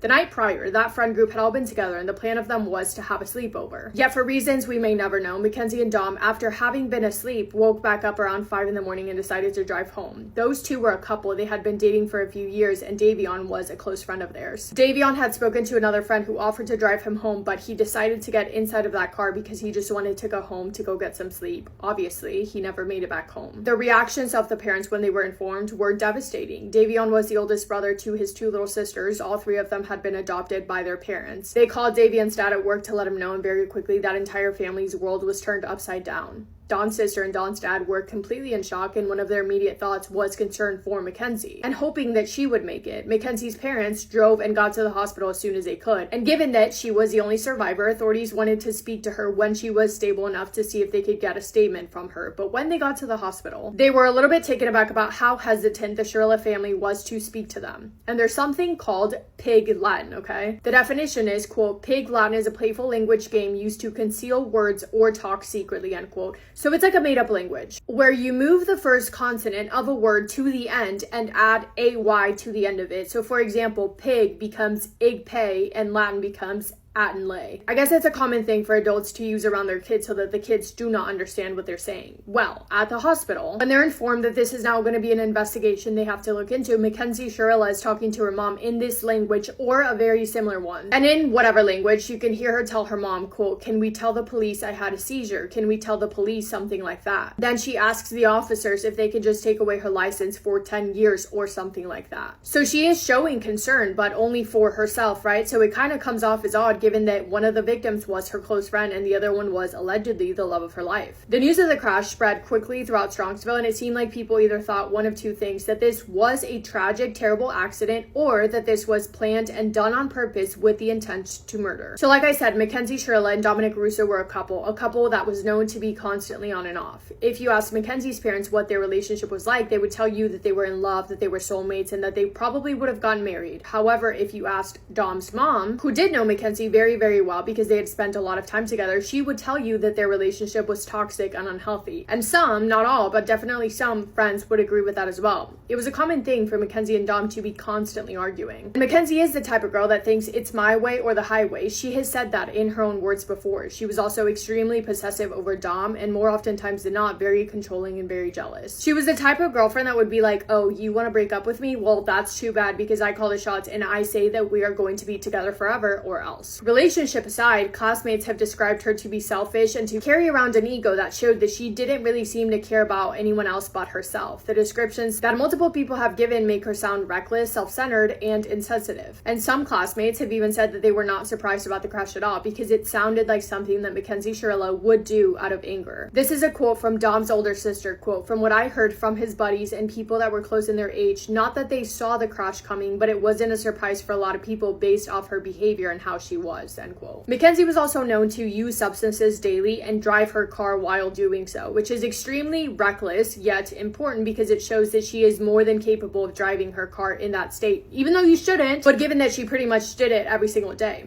So, there were three possibilities. One, that maybe the night of the crash she had consumed a stronger substance that was found in her car that made her lose control and she did black out and she did crash on accident. Yet, when the test results came back, there was nothing significant found in her system. The second option, two, that it was an accident as a result of POTS. POTS is a blood pressure disorder that Mackenzie had that can cause sudden dizziness, lightheadedness, and blackouts. But the question there is, if POTS was a real big safety concern, why would Mackenzie be allowed to drive at all? It was her mom that was arguing the most about this being the case, really making her concern for POTS known. Yet Mackenzie Shirilla was 17 years old. She had had her license for a while, but she was not an adult. And when she got her license, her nor her parents ever mentioned POTS at the DMV. Her mom signed off on allowing her daughter to have a license to be able to drive wherever, drive on the highway, because there was no real concern about her experiencing dizziness. To then argue that this is what happens when two people are gone, it feels convenient. Leaving the third option to be that Mackenzie got in a fight with her boyfriend, threatened him, and crashed into that building on purpose to end it all, without considering the consequences, without considering the many people that she would hurt, and without even giving a second thought to a person that she described to be her friend sitting in the back seat, Davion Flanagan. So as investigators start learning more about this couple and about what the dynamic of their relationship was, mixed with evidence from the crime scene along with CCTV footage that would later be revealed in court, things started to look pretty bad for Mackenzie. And officers had reason to believe that she could have been responsible for causing this tragedy on purpose, that purpose being death. And it didn't help her case when a friend of Dominic Russo spoke to authorities and told them about something that had happened previously. That friend had been on the phone with Dom during a fight with Mackenzie when he heard her say, quote, "I will crash this car right now," end quote. This wasn't the night of. This was a previous night, a previous incident when she did not go through with it, but she did mention that she would and that she could. Dominic's mother, Christine, had also been contacted by her son weeks before the crash, specifically because he was scared, because they were arguing again and Mackenzie was driving erratically on the freeway with Dominic in the car. That time he called his mom asking for help, but Mackenzie would claim that it was actually Dominic who would grab the steering wheel and try to crash the car, not her. We also know that at a different time, Mackenzie had threatened to key Dominic's car and to break off a handle off of a door after he refused to let her come inside. Into his house, by the way. All of this was evidence that authorities were gathering to say that this was part of a pattern of escalating controlling behavior in the weeks leading up to July 31st of 2022, and they believed that it formed an argument that the crash was not as a result of an accident, but instead the culmination of that pattern. But what really confirmed the suspicions they already had were the results of the tests that they received in regards to the car itself and the CCTV footage they were able to get their hands on. Because the only other option left, apart from the ones that I already mentioned, would have been that the car itself malfunctioned. Yet, when the car was taken apart piece by piece by experts, it was confirmed that every single thing in that car was working as it should have been, and this was not a result of any sort of mechanical error. There was nothing wrong with the car. But what the car data did show was that only seconds before the impact, Mackenzie inexplicably sped up and made a hard steering turn to the right directly into that brick building. She had been driving 25 miles an hour, and then in the span of 20 to 25 seconds, she sped up to 100 miles an hour. Data from the car confirmed that her right foot was pressed down on the accelerator to its full extent, pushing the car over 100 miles per hour, and that the brake pedal was never applied at any point before impact. Mackenzie's foot never touched the brake pedal. In those 20 to 25 seconds it took for her to speed up, her foot stayed solely on the accelerator the entire time. She had time to decide to slow down, but she did the opposite. And to go back to her diagnosis of POTS, if this had been accidental, if she blacked out and lost control of the car, authorities felt that that would have been shown in the way that she was driving. Yet on CCTV footage before the car gets onto the road that it would speed down, Mackenzie is seen driving completely normal. Driving the speed limit, like I mentioned, 25 miles per hour, putting her blinker onto to turn, turning carefully and normally, clearly in control of the car. Then 58 to 59 seconds later, she speeds up and does not try to stop. Authorities also uncovered GPS data that showed that Mackenzie had driven that exact route of the crash days before the incident multiple times, the route which was one that she did not usually take, which prosecutors cited as premeditation. This was calculated. It was not a road that she had any reason to be on. The fact that she had driven it beforehand suggested to the prosecution that she had scouted the location in advance. They also believe that she planned it to do it 2 days before her 18th birthday so that she could not be tried as an adult.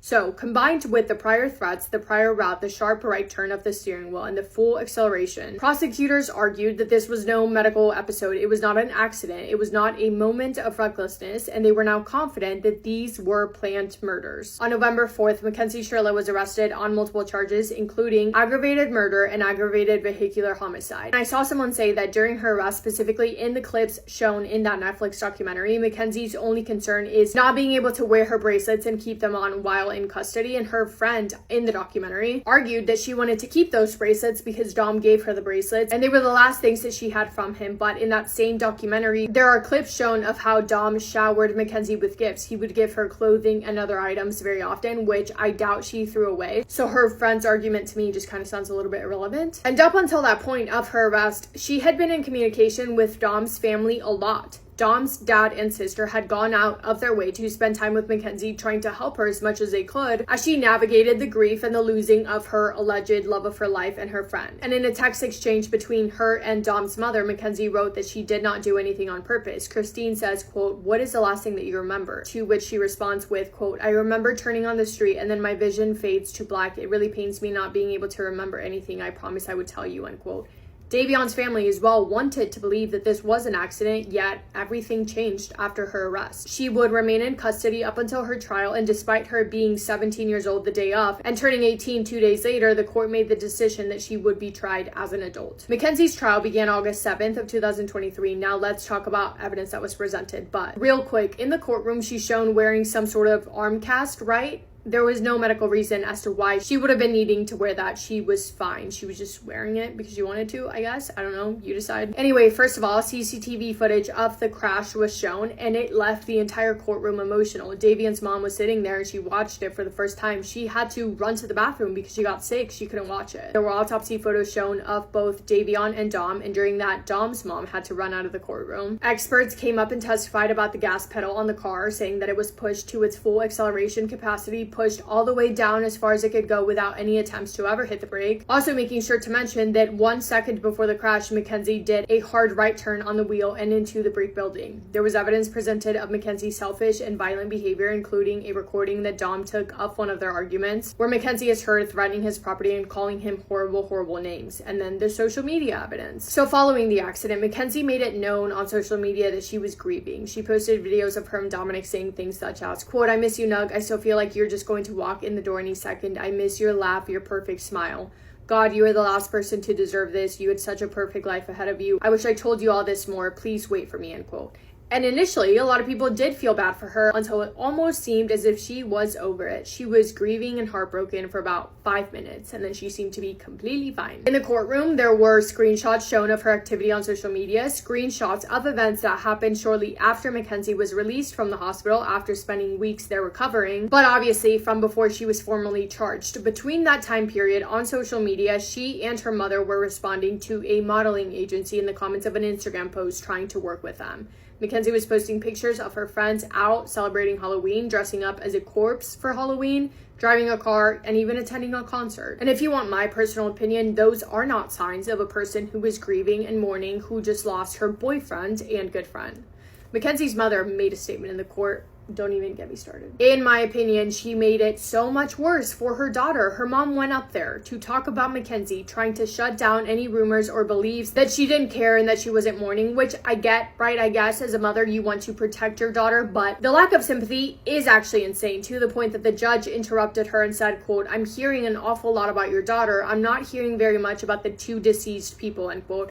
The mom said, "I'm asking you for leniency because this was a tragic accident she does not remember. And Davion, he's a new friend and I'm so sorry." And the judge was like, "A new friend? What does that mean? His life is worthless?" It was bad. Mackenzie would have been better off if she just told her mom to sit down, honestly. At her sentencing, the judge said, quote, "There's only one person who's responsible for the pain of everyone in this room. That person is you, Mackenzie. Nobody else is responsible. This isn't the fault of Dominic's family or Davion's family or your family." Mackenzie was found guilty and she was sentenced to 2 sentences of 15 years to life to be served concurrently. She will be 34 years old by the time that she's eligible for parole for the first time. Also, following the release of The Crash on Netflix, the Netflix documentary on May 15th, Steve Shirilla, Mackenzie's father, was placed on administrative leave from his job. He works for a school in Cleveland and was placed on leave after the school received comments and allegations about his conduct and moral position as seen in the documentary. The school issued a statement saying, quote, "We are investigating allegations made on social media that one of our teachers has demonstrated poor judgment. Upon learning of the allegation, the school acted immediately and placed that teacher on administrative leave," end quote. That's all. Let me know your thoughts on this. I am very curious to know all of your opinions, so I will be in the comment section. Thank you for spending time with me today. I hope you guys are having the best day. If not, go do something to make it the best day. Make somebody happy, and I will see you in my next video. Massive kiss on the forehead to every single one of you. Guys, the ocean is angry at us, and especially this year, this summer. Stay away from beaches. Stop leaving your kids unattended at the beach, because all these sightings that we've been talking about for like at least a few years now, especially last year, sightings of mermaid, sighting of different beings in the ocean, you're gonna start seeing a lot more coming up to surface. Fishermen, be careful when you're out there looking for food, because food to you is family to them. So be very careful. Like, once you step in that ocean, you're on your boat, you are very, very vulnerable. You pretty much prey to them. So be careful. When you go to the beach, don't let nighttime take, like passed away, and then you just like, you're left at the beach by yourself. The kids are unattended. Like, stay away as much as you can from the water, because it's very angry at us. And these beings, where their home is actually being destroyed by our trash, our garbages, like they are actually coming for us. We've been destroying them for far too long, and now they're angry. They're coming for us. You think that mermaids is the only beings that we should be afraid of? That actually lives in the ocean? There are far more than that. Far more than that. There are beings from that ocean, from the ocean, that can literally erase an entire city in a heartbeat, just like this. And our government officials, they know that. And we know that now. We've been on that. So it's up to us to actually stay, be careful and avoid being victims, to what's about to happen. Because if you think about it, of all things that we've been doing, wow. All the things that we've been doing to the ocean, they have a right to be angry. They have a right to be angry. So stay away. I'm telling y'all, I know it's beautiful. It's summertime. You guys want to go to the ocean. You want to go to the beach and have a good time. But having a good time doesn't mean that you can't be careful. And you can't watch your children being, vulnerable and by themselves in the ocean. Because you may lose yourself and you may lose them. So keep an eye out there. Especially this summer with everything that's going on. All the UFO revealing, all these files being put out there. And you know exactly where they're coming from. Right in the ocean. So spend as less time as you can at the beach, especially at night. Don't leave your children unattended at the beach. Don't. Whatever that's coming. And I know that we've been seeing a lot of like sighting of mermaids, but it's not just mermaids. There's a whole lot in the ocean. And what we've been doing to the ocean, pretty much, the way we've been trashing it, the way we've been like disrespecting their environment, they are so angry at us, and they are coming. Like, there are many movies out there, just like I've been telling y'all. They put these truth in entertainment. It's right in your face, and you see what happens when the ocean is actually angry at us. These beings, when they are angry at us, it's a global revenge, pretty much, on their side. So they are coming for us.